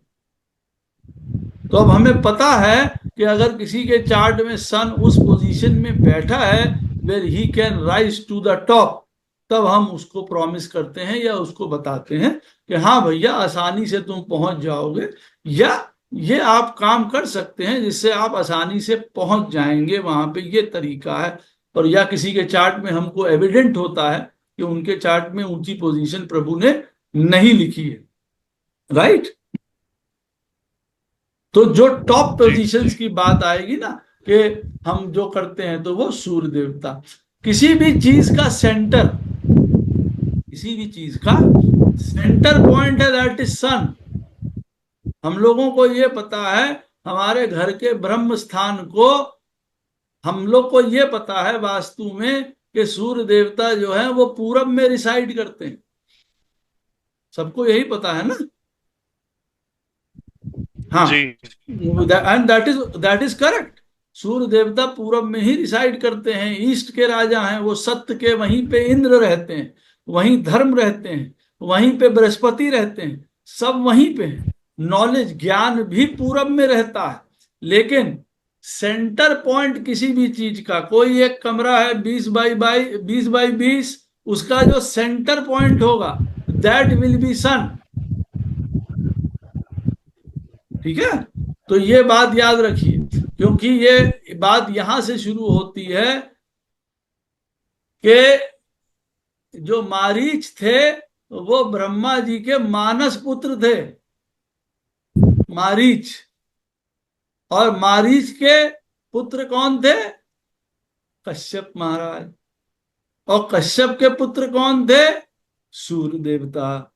सूर्य देवता के पिता का नाम क्या है? कश्यप। कश्यप जी। और उनकी माता का नाम है अदिति। अदिति। इन दोनों का नाम लेने से डेली जो है सूर्य देवता की कृपा प्राप्त होती है ऑटोमेटिकली। आप किसी के माता पिता को अच्छा कह दीजिए तो कई बार जो है 99% व्यक्ति बड़ा खुश हो जाता है, हमारे माता पिता को बढ़िया कह रहा है ये व्यक्ति। 1% की बात नहीं कर रहा है जो अधर्मी है, जो अपने माता पिता को नहीं मानते। Otherwise 99% everybody will be happy. आप मुझे अच्छा कहेंगे, मुझे कम अच्छा लगेगा, मेरे माता पिता को कहेंगे तो मेरे जैसे व्यक्ति को जो है मार चौड़ा हो जाएगा, आह कितनी अच्छी बात कही। तो उसी तरीके से सूर्य देवता भी है। चंद्र देवता के माता पिता का नाम है अत्रि और माता अनुसुया। ये अभी के लिए है नहीं, लेकिन मैंने आपको बता दिया कि चंद्र देवता के माता का नाम अनुसुया है और पिता का नाम उनके अत्रि है। और अत्रि ही हमारा गोत्र है। गोत्र जो है वो हमारे जीवन में हमारे ऋषि की परंपरा को बताता है, from which rishi we are coming down. समझ रहे हैं आप? हाँ जी। वो आपके प्राइम ऋषि हैं। अगर आप उन ऋषि को रोज प्रणाम करते हैं तो ऑटोमेटिकली वो आपको गाइड करेंगे। जैसे हमारा गोत्र जो है वो अत्रि है, तो अगर हम रोज माता अनुसुईया को और अत्रि महाराज को प्रणाम करते हैं मंदिर में खड़े होके, तो हमारा अपने आप वो हमको गाइड करते हैं, दे विल गाइड है। तो उसी तरीके से आप लोगों का भी जो गोत्र है, उनके जो ऋषि हैं, उनको रोज नित्य प्रणाम करना चाहिए। और दूसरा संदर्भ आता है उसका आयु को लेके, ऐसे व्यक्ति की आयु वृद्धि होती है रोज। ठीक है, अपने नक्षत्र, जिस नक्षत्र में आप पैदा हुए हैं उस नक्षत्र के अकॉर्डिंग, जिस महीने में जब भी वो नक्षत्र पड़ता है उस दिन अगर आप दान दक्षिणा करते हैं तब भी आपकी आयु में, हेल्थ में वृद्धि होती है। जिस नक्षत्र में आप पैदा हुए हैं, यानी कि चंद्रमा जिस नक्षत्र में बैठा है। ठीक है, these are all points that contribute to your health and longevity। ये उन लोगों के लिए बड़ा महत्वपूर्ण हो जाता है जिनकी हेल्थ खराब है, क्योंकि जिनकी हेल्थ खराब होती है पत्रिका में, they have to do remedies according to this. हमको उनको ये भी बताना पड़ता है कि भाई अपने जिस दिन महीने में नक्षत्र हो उस दिन ये करो, अपने ऋषि को प्रणाम करो, अपने सूर्य को प्रणाम करो। जब हम उनको एकदम से 5-5% का mg का पूरा मिला के डोज देते हैं तब फिर वो 2 महीने के बाद थोड़ा ठीक हो जाते हैं। राइट जी। हाँ जी। अब सूर्य देवता जो है समझदारी के ही देखिए लिए जाने जाते हैं। एक प्लैनेट हमारे चार्ट में समझदारी के लिए, ज्ञान के लिए, नॉलेज के लिए जाना जाता है, बृहस्पति। दूसरे प्लैनेट जो है वो सूर्य देवता है। समझदारी में, ज्ञान में, दानवीरता की अगर बात करी जाए उसके बाद, दानवीरता जो है सूर्य देवता से ज्यादा किसी में नहीं है। कोई व्यक्ति जो बिना मांगे कुछ भी दे देता है कि हाँ सब ले जाओ, ये भी ले जाओ, वो भी ले जाओ, हम पेंसिल बॉक्स ले लें, हम ये ले लें, हम वो ले लें, और वो व्यक्ति कहता है हाँ सब ले जाओ भैया, दुनिया में जो ले जाना है ले जाओ। ये व्यक्ति सूर्य जैसा है, who has the power to give everything. वो सब दे देता है, अपना मान, जो अच्छा सूर्य होगा वो ये काम करेगा। तो जो सबसे ज्यादा गिविंग की पावर होती है वो किसमें होती है? सूर्य में। बड़ा दिल, बड़ा हृदय कहते हैं ना हम लोग कि अरे इनका बड़ा हृदय है। तो हम लोगों को उनकी कहानी कहाँ से पता चलती है? कि उनका लड़का ही जब सब दान दक्षिणा किया करता था। कर्ण सब लोग जानते हैं, है ना? हाँ हाँ गुरुजी। महाभारत के कर्ण को हम सब जानते हैं कि कितने बड़े दानवीर थे। जो जो आया उनसे जो लेने उन्होंने सब कुछ दे दिया। उन्हीं के पिता जो हैं वो सूर्य हैं। तो वो हमें बताते हैं कि चार्ट में अगर हमारा सन स्ट्रांग है या हमको अपने सन को स्ट्रांग करना है तो हमको अपने जीवन में ये एटीट्यूड रखना होता है। लेकिन अगर किसी की पत्रिका में सन खराब कल को हुआ, इफेक्टेड हुआ, तो वो देगा क्या? वो छीन लेगा। वो तो छीन लेगा। वो वहां से उसको देने की प्रवृत्ति आएगी ही नहीं वहां से। नहीं तो सन इसलिए भी जाना जाता है। अब क्योंकि सन है तो वो छीन क्यों लेगा? क्योंकि ये मत भूलिए कि वो राजा होने के बाद उनकी लाइबिलिटी बनती थी कि वो सारी कलाओं में निपुण बने। एक राजा जो होता है उसमें कला होती है षड्यंत्र की, साम दंड भेद की, जुआ की। आप लोगों ने देखा युधिष्ठिर राजा होके भी जुआ खेले थे। खेले थे कि नहीं खेले थे? जी। हाँ जी। हाँ जी। खेले थे। तो इसका मतलब सूर्य के अंदर ये वाला प्रॉब्लम भी आ सकता है। सूर्य किस तरीके का बैठा है देख के धोखा नहीं खाना चाहिए, क्योंकि उसके ऊपर अगर इफेक्ट किसी राहु जैसे प्लैनेट का कभी पड़ रहा है, इसका मतलब इस व्यक्ति के अंदर कहीं ना कहीं से चालाकी, चतुराई, अपना बेनिफिट देखना आ सकता है। क्योंकि राहु भाई उसी चीज के लिए जाना जाता है, दुष्टता के लिए।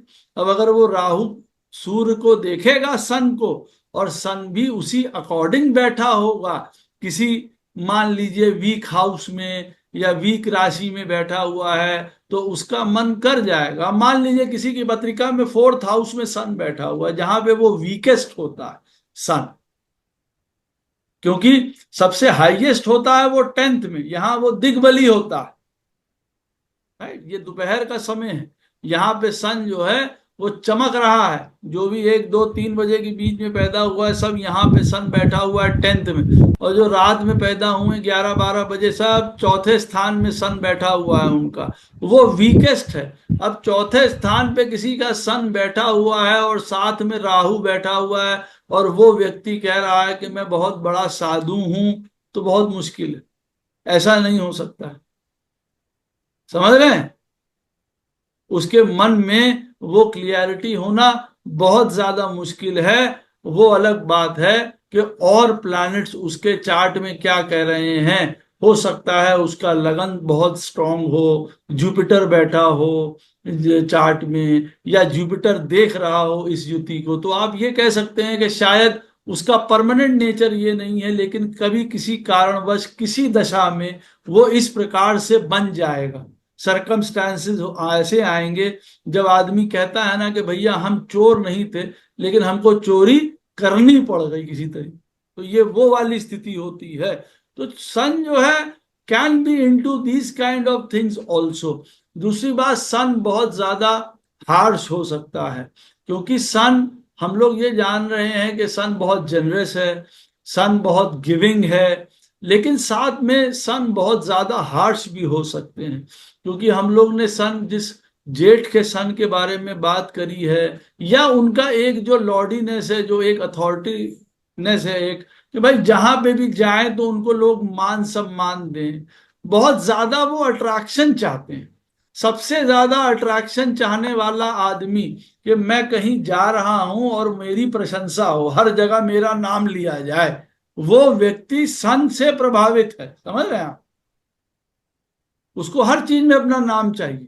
सूर्य देवता भी जो वो है वो हार्श हो सकते हैं, कहने का मतलब है। अगर वो कोई ऐसी स्थिति में बैठे हुए हैं, he can be very egoistic. वो अपने आगे किसी दूसरे को नहीं समझेंगे, और इतना ज्यादा क्या नाम लेते हैं वो, उसको खराब कर देंगे कि आदमी दूसरे के प्रेजेंस में डरेगा।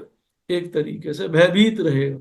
सन जब खराब होता है तो वो ऐसा खराब रहता है कि आदमी कहता है कि ऐसा राजा होता या ना होता तो अच्छा था, हमारे पिता होते ना होते तो अच्छा था। कई बार आपको ये सुनने को मिलेगा जीवन में कि हमारे पिताजी तो ऐसे थे।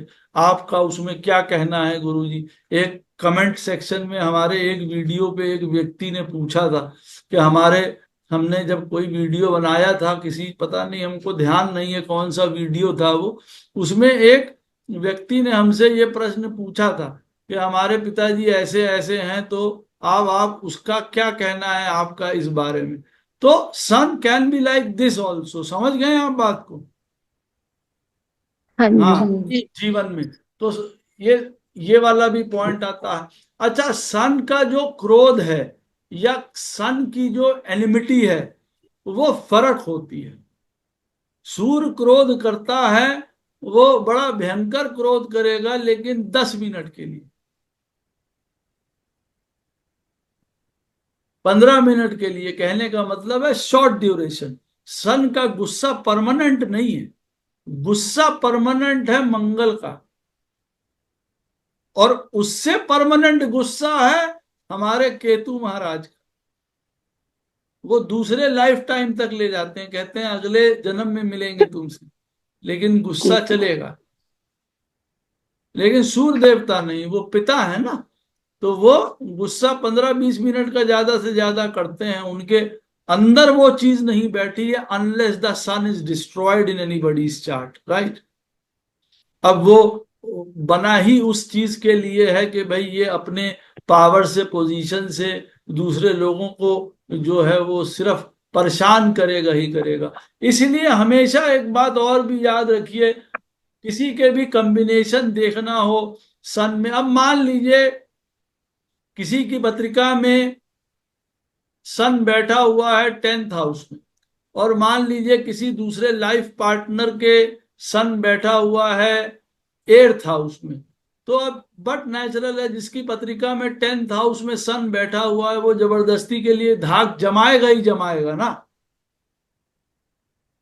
और जिसके पत्रिका में 8th हाउस में सन बैठा है वो रिसीविंग एंड पे ही रहेगा। तो व्यक्ति को मैं ये नहीं कह रहा हूं कि this combination is bad, but at the time of matching बता देना चाहिए कि देखो भाई फलाने आदमी का सन बैठा हुआ है 10th हाउस में, वो तुमसे कहेगा पानी लेके आओ, तुमको ला के देना पड़ेगा, और तुम कहोगे कि पानी लेके आओ तो वो कहेगा मुझसे पानी मांग लिया। समझ गए? क्योंकि आपका सन तो 8th में है, उनका 10th में बैठा है, तो वो आपसे मांगेंगे तो आप तो ले जाके दे देंगे भाई, ठीक है। अब वो आपसे मांगेगा कि जाओ पानी लेके आओ, आपने मांगा उससे, तो वो तो उसके तो वो आ जाएगी भाई, उस पे ईगो पे बात आ जाएगी कि मुझसे पानी कैसे मांग सकते हो, या आज मांग लिया आगे के बाद ना मांगना, तुम्हारी ये और वो शुरू हो जाएगा। तो बता देना कि भाई see this is the point, you have to match sun like this also, ठीक है ना? दूसरे की एनर्जी से फलाने की एनर्जी कैसे मिलती है, ये हर प्लानिट के लिए होता है, लेकिन सन में जो लाइफ पार्टनर्स होते हैं उनकी एनर्जी में या ईगो में भाई कोई ना कोई नीचा तो होता ही होता है। कभी कहीं पे जो है वो स्त्रियां ऊंची होती हैं, कहीं पे कोई आदमी ऐसा होता है वो स्त्री को बोलने ही नहीं देता, वो दबी हुई रहती है हमेशा जीवन में। तो कहने का मतलब ये है, तो सन खैर जो है एक टेम्परेरी गुस्से वाला प्लानेट है, लेकिन उसका गुस्सा कोई बहुत ज्यादा नहीं है। जीवन में हाईएस्ट ऑफ चीजें जो भी आप देखेंगे, माउंट एवरेस्ट पे मैं जा पाऊंगा कि नहीं जा पाऊंगा, जो व्यक्ति ये पूछता है उसका सन देख लीजिए कि अगर उसका सन जो है वो स्ट्रांग है चार्ट में, उसको लिखा है कि सन इस तरीके का है कि भाई ये हाँ माउंट एवरेस्ट की चोटी पे चढ़ जाएंगे, because all the mountains in the world highest peak वो रिप्रेजेंट करता है सन। जो हाईएस्ट पेड़ हैं जीवन में, जितने लंबे पेड़ होंगे, 200 फीट का पेड़ है, उसको पेड़ को कौन रिप्रेजेंट करेगा? सन। तो यहाँ पे हमारा कहने का क्या मतलब है कि जो भी हाइट है जीवन में, मैं किस हाइट पे पहुंचूंगा, मैं कितना ऊंचा पहुंचूंगा, या मैं ये काम में स्केल कर पाऊंगा कि नहीं कर पाऊंगा, तो all the height is related to sun in the life. Sun represent करता है जीवन में हमारी सेल्फ के काम करने को, यानी कि व्यक्ति इंडिपेंडेंट रूप से काम कर पाएगा कि नहीं कर पाएगा, जीवन स्वतंत्रता से वो काम करेगा कि नहीं करेगा। सन जो है वो अब स्वतंत्रता का कारक है।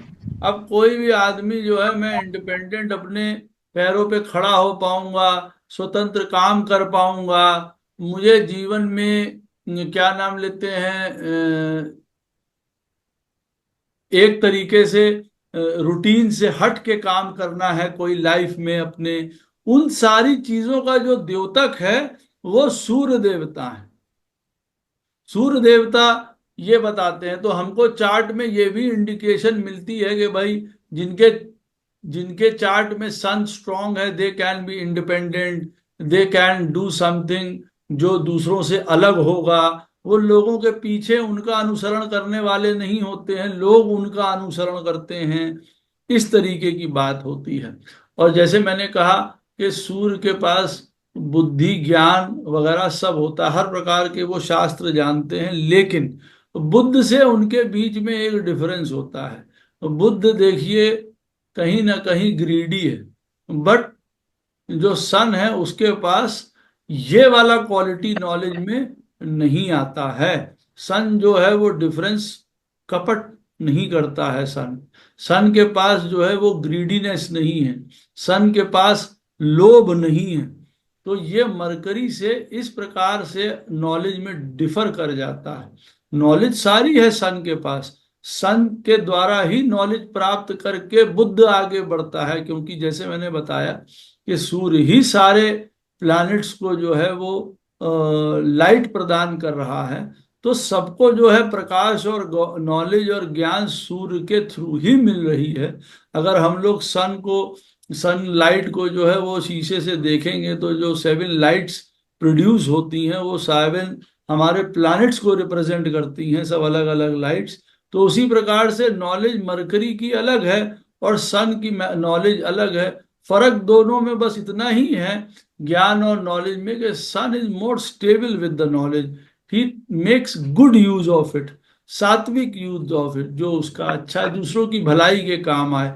मरकरी की नॉलेज उसके काम आनी चाहिए, उसका फायदा होना चाहिए। मरकरी कहता है शो मी द मनी, उसका ये ट्रेट रहता है कि भाई व्यापारी है वो, क्योंकि वैश्य बुद्धि है। क्षत्रिय प्लैनेट है सन, लेकिन मर्यादित। अगर हम लोग 2 क्षत्रिय प्लैनेट की बात करते हैं तो one is Mars and the first one is sun. ये राजा भी हैं, क्षत्रिय भी हैं, लेकिन ये राजा कैसे राजा हैं? जनक जैसे। ये राजा कैसे हैं? राम जैसे, मर्यादित, वचन दे के पीछे ना हटने वाले।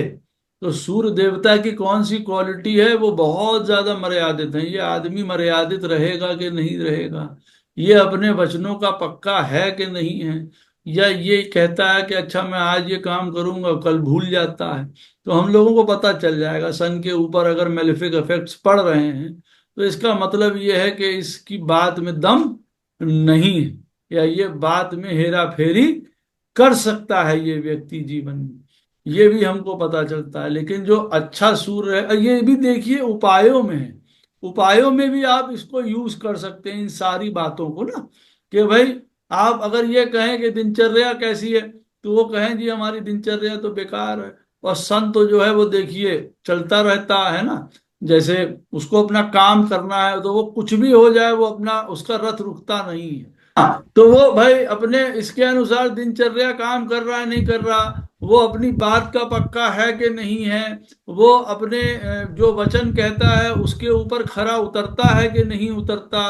We can know this by sun. और अगर नहीं है तो वो कोई आदमी कहता है जी कि हमारा सन मजबूत है, तो उसको पहले बताना पड़ता है कि तुम्हारे अंदर तो ये गलती है, तुम आज कहते हो ये काम करोगे और कल कहोगे कि वो हम नहीं कर पाए किसी तरीके से काम, तो सन ठीक कहाँ से होगा? बेसिक गड़बड़ी है यहाँ पे। तो ये चीजें भी ठीक करानी पड़ जाती हैं। इन सब चीजों को लेके अगर हम लोगों को, गवर्नमेंट के लिए काम करने वालों में से सन सबसे पहले आता है प्रमुखता में। अगर सन किसी की पत्रिका में त्रिकोण में केंद्र में बैठा हुआ है तो पर्सन जो व्यक्ति है उसका सरकारी लोगों से काम, सरकारी माता पिता या सरकारी धन का उसका खाना पीना देखिए हो सकता है। It is not a dictum, but आप ये मान के चलिए कि सन का 10th हाउस या त्रिकोण में मिलना, और वो भी आपका लगन में, और जो हमारा आगे D10 चार्ट होता है यानी कि हमारा दशमांश चार्ट, वहां पे अगर सन इस तरीके से बैठे हुए हैं तो वो क्वालिफाई करते हैं व्यक्ति गवर्नमेंट सेक्टर्स में जाने के लिए। लेकिन ये डिक्टम नहीं है, सिर्फ ये आप कह सकते हैं कि हाँ 50% it is a easy thing to जज। हमने देख लिया कि अगले का सन जो है वो बैठा हुआ है केंद्र में या त्रिकोण में, तो ठीक है ये बन सकते हैं, बिल्कुल you can go for government, ये बना जा सकता है। लेकिन इसका ये अर्थ नहीं है कि 12वें में और 8वें में बैठा हुआ सन गवर्नमेंट सर्विस नहीं दिलवाता है, ये मैं बिल्कुल नहीं कह रहा हूँ। वजह उसकी क्यों है, ये डिफरेंस क्यों है, वो मैं आपको अभी बीच में बता देता हूं, जबकि ये अभी का विषय नहीं है। देखिए, हम एक प्लैनेट को सिर्फ लगन चार्ट से नहीं जज करते हैं ना। हम एक हम एक प्लैनेट को सिर्फ लगन चार्ट से जज नहीं करते हैं, हम लोग आरूढ़ लगन से भी जज करते हैं। देयर इज वन लगन कॉल्ड आरूढ़, जिसके बारे में हम लोग पढ़ेंगे। हम लोग वहां से भी लगन को जज करते हैं जहां से हमारा लगन का स्वामी बैठा हुआ है, उसको कहते हैं पाक लगन। हम लोग अगर इन तीनों लगनों से देखते हैं, आरूढ़ लगन से देखते हैं, पाक लगन से देखते हैं, तो पता चलता है वहां से सन जो है बढ़िया बैठा हुआ है 8th हाउस में। तो वाह, वो तो 10th में बैठा था जी, 9th में बैठा था। तो हम लोग वहां से भी देखना पड़ता है हम लोग को ना। तो कई बार हम लोग को ये लग सकता है कि फिर 9th हाउस में सन अगर बैठेगा वो भी सरकारी नौकरी दिलवा रहा है, और अगर वो 8th में बैठा है तो भी गुरुजी कह रहे हैं सरकारी नौकरी दिलवा रहा है, ये क्या चक्कर है। फिर सन तो सभी को सरकारी नौकरी दिलवा देगा अगर जो जाना चाहेगा। बट बट उसके लिए दूसरे एंगल से भी देखना पड़ता है।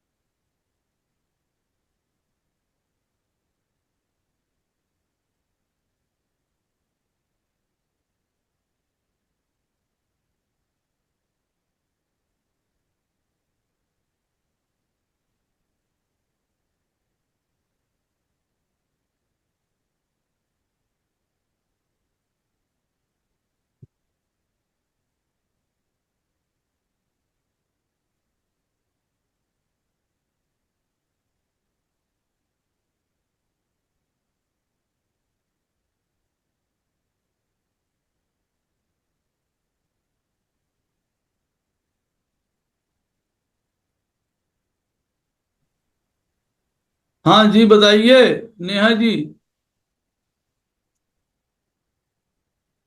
हाँ नेहा जी बोलिए। सर मेरे को ये पूछना था, अगर किसी का आरूढ़ लगन में ही सूर्य बैठ जाए तो, दैट इज गुड,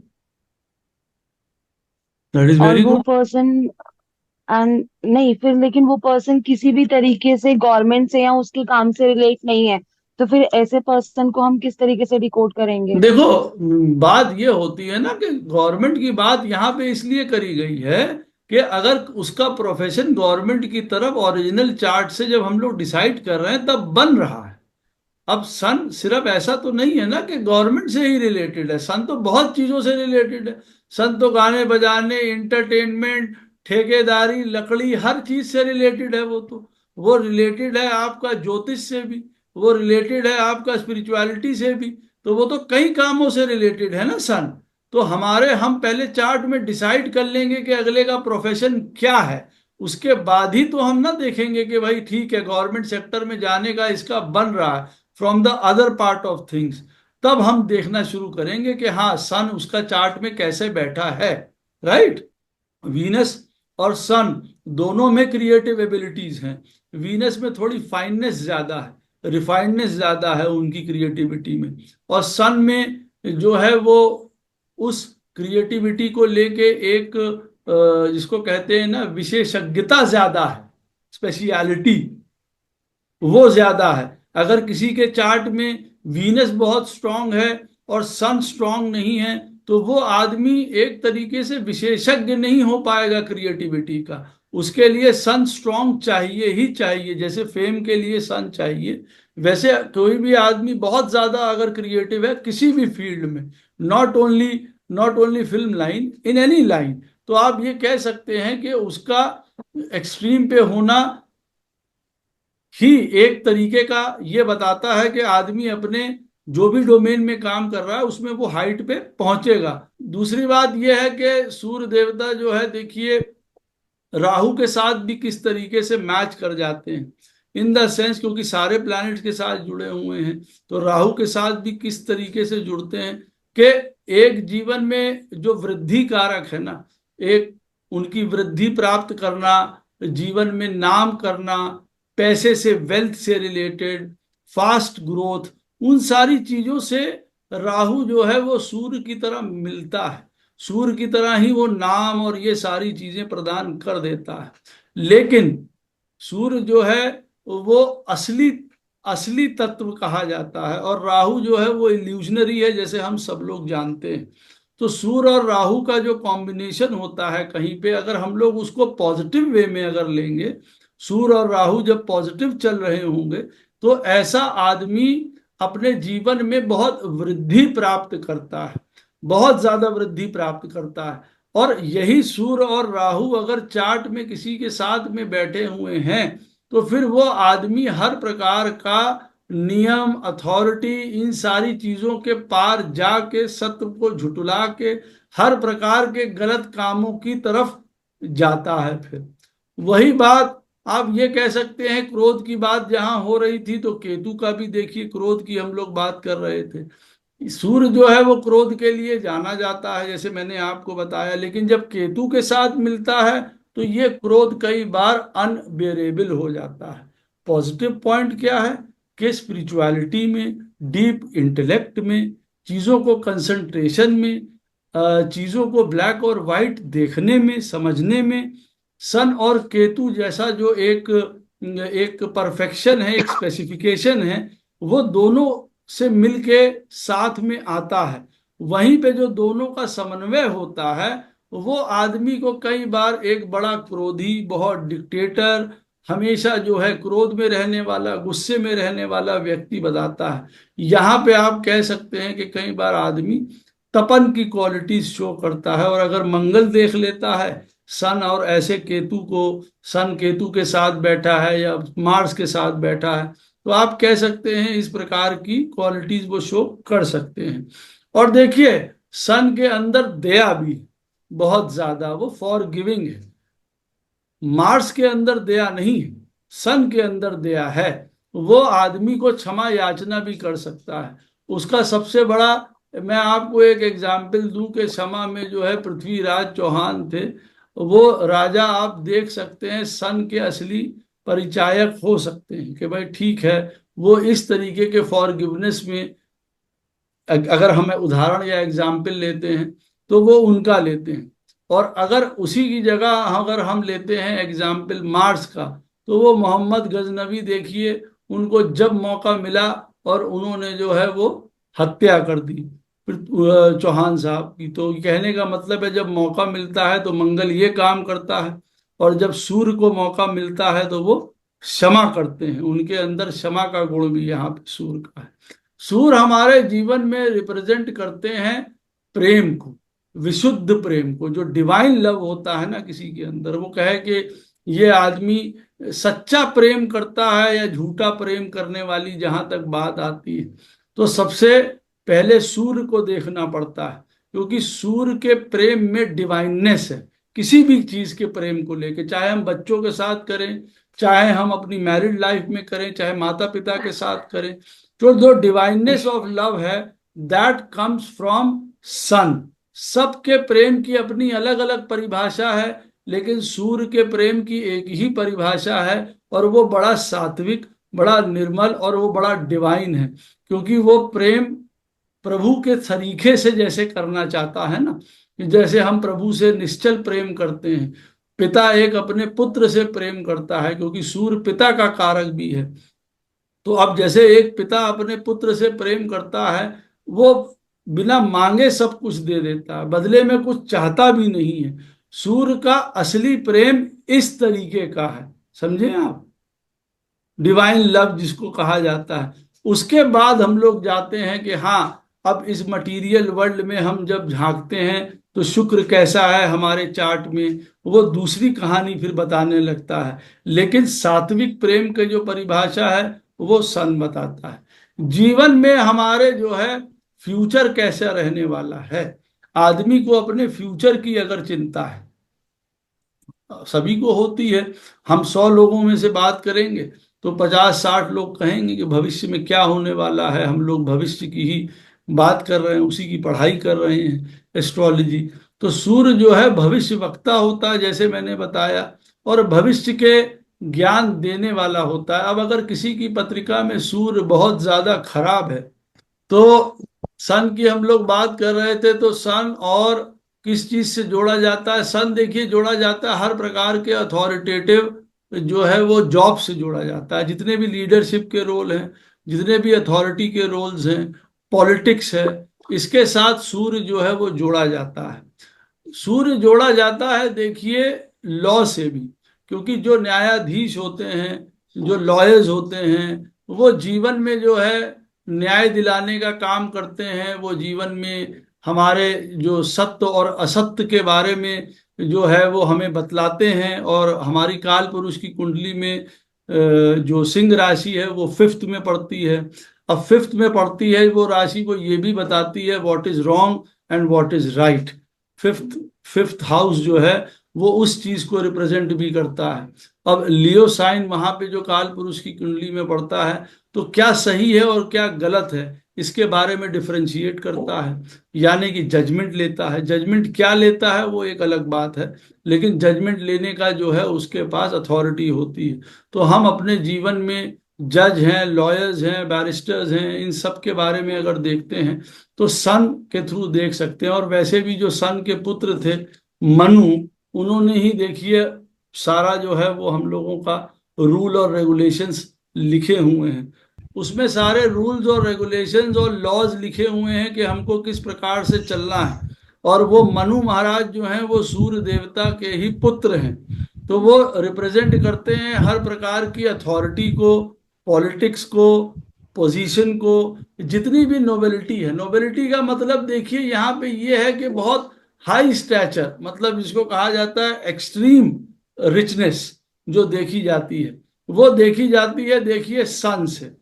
सूर्य हमारी पत्रिका में नोबेलिटी का, राजघरानों का, हवेलियों का, राजमहलों का, जितनी भी मोनार्की थी उन सब का रिप्रेजेंटेटिव सूर्य है।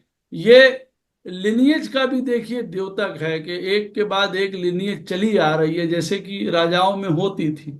तो हमारी लिनिएज को चलाने वाला भी देखिए सूर्य है, जिसके लिए मैंने पहले ही आपको बताया कि वंश की वृद्धि करने वाला भी सूर्य है। अगर सूर्य खराब हो गया चार्ट में किसी तरीके से, तो शायद फिर वो वंश को आगे बढ़ने भी नहीं देता है। तो हमारी पत्रिका में जो आर्मी है, अगर हम बात करें कि भाई आर्मी में जाने के लिए सन को देखें कि हम मंगल को देखें, अवश्य मंगल उसके लिए मेन प्लैनेट है, क्षत्रिय प्लैनेट वो भी है। लेकिन अब अगर आर्मी के लिए हम लोग सन को ना देखें तो गलत है। क्यों? क्योंकि यहाँ पे बड़े बड़े जितने भी जनरल, ब्रिगेडियर, जितनी बड़ी पोस्ट हैं आर्मी में, वो सारा सन को ही रिप्रेजेंट करते हैं। जितने भी सारे फील्ड मार्शल्स हैं, जितने भी ऊंचे पोस्ट हैं किसी भी प्रकार के, वो रिप्रेजेंट करते हैं। देखिए मेडिसिन का द्योतक चंद्रमा है, लेकिन जो एक नेचुरल बात करी जाए हीलर की और हेल्थ से रिलेटेड, तो वो डॉक्टरी पेशे में सन को भी देखा जाता है। तो सन उनसे भी रिप्रेजेंट होके आता है, क्योंकि जैसे मैंने आपको पहले कहा कि यही एक ऐसा प्लैनेट है जिसकी पैठ हर जगह पे है, क्योंकि यही हर एक जगह पे इन्वॉल्व हो रहा है। अब अगर हम लोग बात करें बैंक की या खजांची की, हर एक चीज की, तो सन उससे भी रिलेटेड है, करेंसी से भी रिलेटेड है सन। बैंक से भी रिलेटेड है। उसी तरीके से सन जो है वो हेल्थ सेक्टर से भी पूरा रिलेटेड है, सर्जिकल आइटम से पूरा रिलेटेड है। जो होता है ना, हम लोग ये जो सर्जिकल आइटम ऑपरेशन और इन सारी चीजों के लिए बेचते हैं या खरीदते हैं या यूज होते हैं, जितनी चीजें, वो सारे सन के अंडर आती हैं।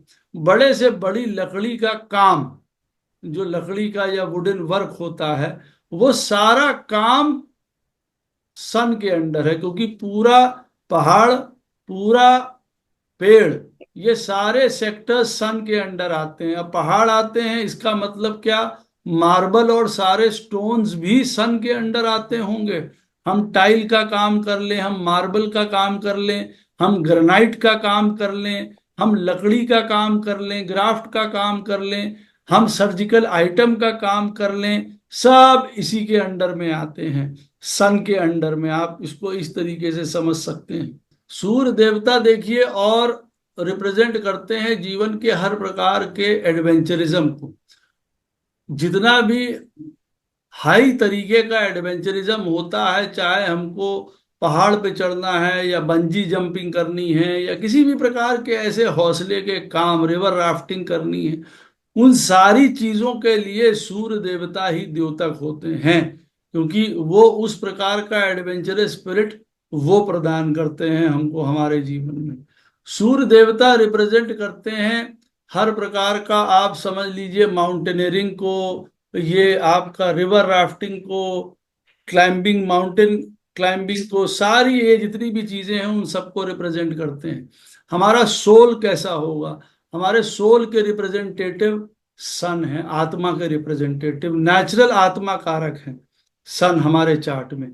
इसीलिए सन को लगन बना के जब हम प्लैनेट्स को रखेंगे, वो वाला चार्ट हम लोग करेंगे, जब सन को हम लोग लगन बनाएंगे और वहां से हम प्लैनेट्स को देखेंगे, तब हमें पता चलता है कि हमारा जो सन नेचुरल आत्मा कारक है, वो हमको जीवन में अंदर से किस प्रकार से परफॉर्म करने के लिए लाइफ में कह रहा है, या हमारी आत्मा या हमारा सोल क्या चाह रहा है।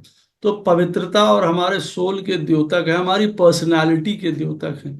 ये व्यक्ति की पर्सनालिटी कैसी होगी, सौम्य होगी, सज होगी, किस प्रकार का ये व्यक्ति होगा, रिप्रेजेंट करते हैं सन, क्योंकि फर्स्ट हाउस के वो कारक भी हैं, क्योंकि वहां पे जो है वो दिग्बली भी होते हैं। हर प्रकार का स्पिरिचुअलिटी, हायर एजुकेशन, गुरु, ज्ञान, आदमी उसके साथ किस प्रकार से रहेगा, फादर के साथ उसके रिलेशनशिप्स कैसे रहेंगे, हम लोग कहाँ से देखेंगे, सन के थ्रू देखेंगे, क्योंकि वो 9th हाउस के भी कारक है। सन जो है जुपिटर के साथ 9th हाउस के कारक भी सन बन के आते हैं।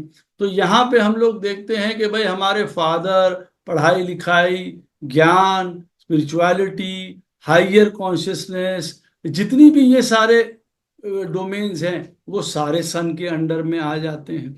तो सन एक तरीके से हम देख रहे हैं कि हर एक घर, हर एक क्वालिटीज को लेके किस प्रकार से आगे बढ़ रहा है। उसके अंदर एडवेंचरिज्म भी है, उसके अंदर अगर हम लोगों ने बात किया कि मेडिकल का, तो उसके अंदर हीलर भी है। हम लोगों ने अगर बात किया तो गवर्नमेंट अथॉरिटी, नोबिलिटी, ये सारी चीजें भी उसके अंदर आती हैं। सन जो है वो छोटा बिजनेस नहीं करता है, सन जो है वो बड़ा बिजनेस करने वाला होता है। ये व्यक्ति अपने जीवन में बड़ी इंडस्ट्रीज, बड़े काम कर पाएगा कि नहीं कर पाएगा। We are talking about big businesses life में, 10 कंपनी, 20 कंपनी खड़ी कर पाएगा अपने जीवन में कि नहीं कर पाएगा, सीईओ वाले रोल पे जाएगा कि नहीं जाएगा, और 10 उसकी कंपनी हैं, बना दी है उसने। वो सारा जो है क्षेत्र सन के अंडर जाता है। ठीक है, अभी तक जो बात हुई है वो सब आप लोगों को समझ आ रहा है? जी गुरुजी, बहुत जी अच्छा। हाँ जी। जी गुरु जी। गुरुजी। जी ठीक है। हाईएस्ट फॉर्म ऑफ जितने भी एनिमल्स हैं, हाईएस्ट फॉर्म ऑफ एनिमल्स का मतलब जितने बड़े एनिमल्स हैं, अगर हम बात करेंगे एनिमल में, तो सन किसको रिप्रेजेंट करेगा, सीधे डायरेक्ट एलिफेंट को, बड़ा जिसको कहा जाए ना मैग्निमिटी चीज को रिप्रेजेंट करता है वो। तो उसी तरीके से हमारे घर में भी जो सबसे एल्डेस्ट होगा, सन उसको रिप्रेजेंट करेगा हमारे घर में भी। तो हम लोग इस तरीके से उस चीज को मिलाते हैं। हमारे ऑफिस में अगर कोई सबसे बड़ा है तो हमारे लिए वो सन के बराबर आ जाता है ना।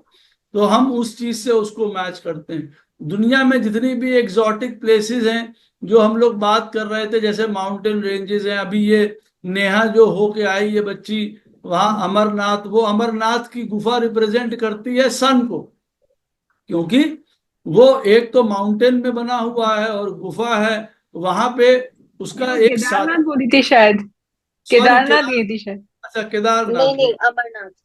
अमर अमरनाथ, अच्छा ओके। अमरनाथ गई थी बता रही थी हाँ। और वो कह रही है अब साल भर से जाती है, 2-3 साल हो गए। तो खैर वहां पे जो है वो जाते हैं तो ये सन को रिप्रेजेंट करते हैं। देखिए ये जितने माउंटेन केव्स होते हैं, ये जो हमारे बड़े बड़े गुफाएं बनी हुई हैं जो धार्मिक जगह की ऊंची, ये सब आप समझ लीजिए सन के एक्सपीरियंस से जा रही हैं। जिनको खुले मैदान में रहना है, जिनको खुले घरों में रहना है, बड़े घर में 5,000 स्क्वायर फीट का मकान हमें चाहिए, सन की लाइकिंग है वो खुले मकान, खुले दरवाजे, बड़ा बरामदा, ये सारी चीजें सन को रिप्रेजेंट करता है with a courtyard. Sun represent करता है हमारे जीवन में जितने भी डेजर्ट्स है वो सब सन रिप्रेजेंट करता है। चाहे वो सहारा डेजर्ट हो, चाहे थार हो, चाहे जितने भी ये वाले एरियाज हो जो बहुत हीट निकालते हैं, मतलब जितने भी ऐसे हॉट टेम्परेचर्स वाले एरिया हैं, that is all governed by sun. हमारे यहाँ जो समर चल रहे हैं वो भी, उसका रूलर भी सन है। सीजन्स में जो रूलर है अगर देखा जाए तो सन जो है वो समर्स को रिप्रेजेंट करता है हमारे। सन रिप्रेजेंट करता है संतान के होने के समय जो सिचुएशंस होती हैं उनको, माता के लिए ज्यादा इंपॉर्टेंट है। इसीलिए सन कभी कभार फीमेल्स में 5th हाउस में बैठा हुआ बच्चा पैदा होने के समय काफी तकलीफ दे सकता है, सन इन द 5th हाउस। और वैसे माता की क्या कंडीशन होगी बच्चा पैदा जब हो रहा है, वो भी सन को रिप्रेजेंट करता है, क्योंकि sun is the natural ruler of the 5th house. तो संतान के समय क्या टाइम, क्या पोजीशन, क्या सरकमस्टेंसेस रहने वाले हैं, sun can tell that. Sun can tell that in the original lagna rashi. Sun can tell that जो ट्रांजिट चल रहा है और उस समय सन की जो पोजीशन चल रही है वो भी बता देती है कि हाँ नहीं भाई संतान बिना प्रॉब्लम के हो जाएगी, चिंता मत कीजिए, या यहाँ पे किसी ना किसी प्रकार की प्रॉब्लम आ सकती है। तो जितने भी जीवन में हाई राइज बिल्डिंग्स हैं, आईफिल टावर और कौन कौन से राम जाने जो बड़े बड़े जितनी भी टॉलेस्ट बिल्डिंग्स हैं हमारे पूरे वर्ल्ड में, वो सब रिप्रेजेंट करी जाती हैं सन से। जितना भी आर्किटेक्चरल मार्वल जो हम बनाते हैं अपने हाथ से, बड़ी बड़ी बिल्डिंगें, वो सब सन को रिप्रेजेंट करती हैं। टॉलेस्ट बिल्डिंग, हाईएस्ट बिल्डिंग, जितने भी मैग्निफिसेंट बिल्डिंग जितनी भी हैं वो सब सन के अंडर आ जाता है। सन रिप्रेजेंट करता है हमारे जीवन में हृदय में वास करने वाली उस आत्मा के साइज को। ये वाला जो पॉइंट है, सन जो रिप्रेजेंट करता है हमारे आत्मा की साइज को, ये वेरी करता है लोगों के चार्ट में। इसका अर्थ ये होता है कि उसका साइज जो होता है हमारे अंदर, जो एक आत्मा का कॉन्सेप्ट है हमारे शरीर में, और वो हार्ट रीजन को रिप्रेजेंट करता है क्योंकि सन, तो वो ये भी रिप्रेजेंट करता है कि उसके अंदर आत्मा रिसाइड करती है। अब जिसकी पत्रिका में सन जो है बहुत इवॉल्व है, हायर लेवल पे है, एक बहुत ज्यादा, हम उसके लिए कह सकते हैं कि इसकी जो वो साइज है ऑफ द आत्मा, इन द सेंस, सिर्फ एक ये कहने की बात नहीं है, ये सही में एक्सपीरियंस करने की बात है कि इसका जो आत्मा का लेवल है वो प्रोग्रेस कर चुका है आगे। That we can understand only when we see the sun by all the means। कहने का मतलब है कि सन इनके चार्ट में बैठा कैसे है। कहने का मतलब है after seeing all the rashis, placement, हर तरीके की चीज देखने के बाद हम लोग ये बता सकते हैं कि ये लाइफ टाइम में सन कितना एडवांसमेंट लेके आगे आ चुका है, इसके अंदर कौन कौन सी क्वालिटीज इसके अंदर आ गई हैं इस सन के अंदर। तो वो एक तरीके का साइज बताता है ऑफ योर सोल। कहने की बात है ये, बस सिर्फ एक इसका, लेकिन डीपर मीनिंग इसका निकल के आता है कि sun represents the size of your soul. समझ गए आप लोग बात को? जी जी। हाँ, जी ये हर प्रकार की लाइट को रिप्रेजेंट करता है सन। जो भी लाइट है, कोई भी लाइट है, किसी भी प्रकार की सनलाइट हो, डे लाइट हो, घर की लाइट हो, हर प्रकार की लाइटिंग को रिप्रेजेंट करता है सन। हमारे पत्रिका में भी किस प्रकार की लाइट है वो भी रिप्रेजेंट करता है। अब देखिए हमारी पत्रिका में किस प्रकार की लाइट का क्या मतलब है। हमारी पत्रिका में सारे प्लैनेट्स जो हैं वो लाइट को रिप्रेजेंट करते हैं। सन की अपनी एक अलग लाइट है, मार्स की अपनी एक अलग लाइट है, मून की अपनी एक अलग लाइट है। अब आपके चार्ट में कौन सी लाइट प्रोमिनेंट है वो आपको पहचानना जरूरी है, and you have to actually work and walk according to that, because वो वाली लाइट ही सन ने आपको इम्पार्ट करी है उस प्लैनेट के थ्रू। Maybe it is sun, maybe आपके चार्ट में सबसे बढ़िया सन है, तो वो उसी की अपनी लाइट है। अब वो लाइट का मतलब होता है वो कौन से घर का स्वामी है, कहाँ बैठा है, कौन सी लाइट आपको दे रहा है जिसको लेके आपको आगे चलना है। सन का जो कलर है वो कौन सा कलर होता है सन का? गोल्ड। सन का और कौन सा कलर होता है? ऑरेंज। और सन का कौन सा कलर होता है? रेडिश। और मरून वाला कलर भी जो है वो सन को रिप्रेजेंट करता है ना? ठीक है, सन के ये कलर्स होते हैं। मेटल में सन रिप्रेजेंट कौन से मेन मेटल को करता है? वो गोल्ड। रिप्रेजेंट गोल्ड को। किसने बोला? जी सर मैंने। शाबाश शाबाश। गोल्ड को रिप्रेजेंट करता है। और सन रिप्रेजेंट करता है माइका को।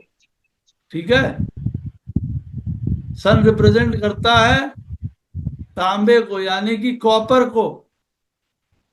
ठीक है, ये जी मेटल भी है सन के जो जिसको वो रिप्रेजेंट करता है। सन रिप्रेजेंट करता है गोल्ड को, उसका स्टोन है रूबी।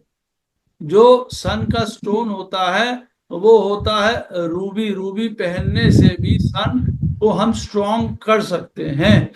सन के लिए स्टोन रूबी जरूर प्रिस्क्राइब किया जाता है, लेकिन हमें कोशिश ये करनी चाहिए कि हम लोग स्टोन्स वगैरह रिकमेंड ज्यादा ना करें।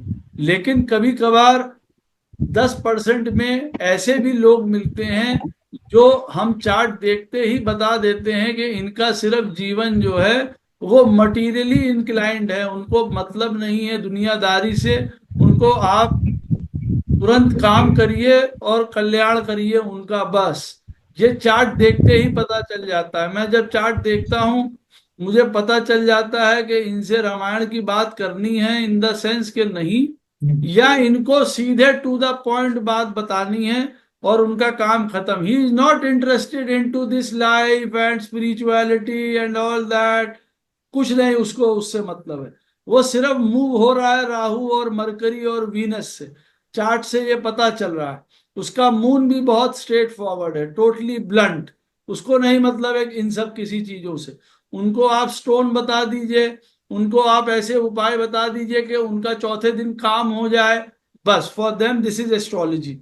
उनको इससे नहीं मतलब है। तो हमको किसी से बात करने से पहले ये भी देखना पड़ता है कि इस व्यक्ति का चार्ट इसको ले कहाँ जा रहा है और किस प्रकार से ये समझेगा। समझे बात? इसलिए हमको ये जो सन के बारे में मैंने अभी लाइट के बारे में बात करी थी, वी हैव टू अंडरस्टैंड कि व्यक्ति की लाइट उसको ले कहाँ जा रही है और ये किस करवट उठ बैठेगा। हम देख के समझ जाएंगे कि ये किस करवट बैठ जाएगा, तो हम उसको उसी प्रकार से उत्तर दे देते हैं। No need to explain that fellow anything, क्योंकि वो समझने आपका आया नहीं है यहाँ पे, उसके बहुत दूसरे काम है।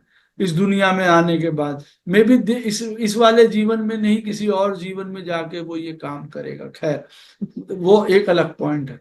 सन रिप्रेजेंट करता है जीवन में हर प्रकार की अग्नि को, सारी अग्नियों को सन रिप्रेजेंट करता है। अब अग्नि के बारे में भी अब आगे वाली क्लास में बात करेंगे सन की। लेकिन दुनिया में जो बाहर आग लग रही है, सन उसका है। फॉरेस्ट फायर्स हम लोग सुनते हैं, बड़ी एकदम से तेज हवाएं चली और आग लग गई जी फड़ाने जंगल में, पूरा जंगल जल रहा है। ये सन का प्रकोप है। हमारे शरीर में, हमारे पेट में भी अग्नि जल रही है, जिससे खाना रोज पच रहा है और हम लोग रोज खाना खा पा रहे हैं। तो कहने का मतलब है सन इज रिप्रेजेंटेटिव फॉर न्यूट्रिशन। जो हम लोगों ने पहले बात करी थी, उसका एक नाम पूषा है, पोषण से संबंधित है। और सन रिप्रेजेंट करता है हमारे डाइजेस्टिव अग्नि को। तो जो आदमी कहेगा साहब हमारा पेट बहुत खराब रहता, हमको इसमें प्रॉब्लम आ रही है, तो इसका मतलब क्या है कि उनके चार्ट में sun is not going to be very strong. उनके चार्ट में सन स्ट्रॉन्ग नहीं है। उनका सन को स्ट्रॉन्ग करना पड़ेगा, तब हमको उनका डाइजेस्टिव ऑर्डर सिस्टम ठीक कर सकते हैं। Because sun is representative for stomach also. Stomach से सन रिप्रेजेंट करता है हमारे हेड को भी, क्योंकि वो फर्स्ट हाउस में, काल पुरुष की कुंडली में फर्स्ट हाउस में देखिए उच्च का होता है, मेष राशि में वो उच्च का होता है। तो इसीलिए सन जो है हमारे सर का भी द्योतक है। हेड से रिलेटेड कोई भी अगर हमको प्रॉब्लम होनी है, चोट चपेट किसी भी प्रकार का, कोई फ्रैक्चर, सर टूटना, तो सन उससे रिलेटेड होता है। और साथ में हमारे हड्डी से रिलेटेड है सन, साथ में हमारे पेट से रिलेटेड है सन। सन रिलेटेड है हमारे right side of the body से, right side of the body. Left side of the body is related to moon और right side of the body is related to sun. तो हमारी बॉडी में right side में अगर हम देखेंगे कि भाई हाँ ये 1 से लेके 6 तक प्लैनेट्स बैठे हैं, तो राइट साइड यानी कि सन का जो खेल है स्ट्रॉन्ग है। और अगर 7 से लेके 12 तक प्लैनेट्स बैठे हुए हैं, इसका मतलब मून की सत्ता स्ट्रॉन्ग है। एक ये तरीका है देखने का, this is just one of the ways. और दूसरा क्या है कि भाई इस व्यक्ति का राइट हैंड स्ट्रॉन्ग ज्यादा है, मतलब right side of the body ज्यादा स्ट्रॉन्ग है कि लेफ्ट हैंड साइड पूरा बॉडी का उसका स्ट्रॉन्ग है। यहां से हमको बीमारी डिटेक्ट करने का भी मौका मिलता है कि इनके right side of the body में प्रॉब्लम आने की समस्या होगी या लेफ्ट में यहां पे समस्या होगी। हम इस चीजों को भी देख सकते हैं। वैसे मेनली सन जो बीमारियां प्रदान करता है, उन सारी चीजों में सबसे ज्यादा वो देखिए प्रदान करता है सर में चोट। आप मान के चलिए हड्डी से रिलेटेड जितनी भी प्रॉब्लम्स हैं, that is all related to fracture से लेके कुछ भी, किसी प्रकार का डिफॉर्मेशन है बोन्स का, आर्थराइटिस है, everything that all comes under sun. Digestive जितना भी स्टमक से रिलेटेड है सन, हार्ट के रीजन का भी रिलेशन जो है वो सन से आ जाता है। It is combined sun and moon, but sun is also responsible for the heart जिसको कहा जाता है। उसकी एक वजह सिर्फ ये है क्योंकि soul resides in that area only. हम लोगों की आत्मा उसी एरिया में रिसाइड करती है। तो हम लोगों को जब कभी कोई ऐसा होता है हम लोगों के जीवन में केस, तो जैसे हम लोग कहते नहीं है कि आत्मा हमारी कांप गई। अब आत्मा कोई हमारी पैरों में तो है नहीं जो कांप जाती है, वो हमारे हृदय में होती है, हार्ट रीजन में होती है। आत्मा को हम लोग फील करते हैं तो वो कांप जाती है। तो कहने का मतलब है heart is related to the sun also, you can say that. अब ये हमारा जो है सन के ऊपर आज का लेक्चर है।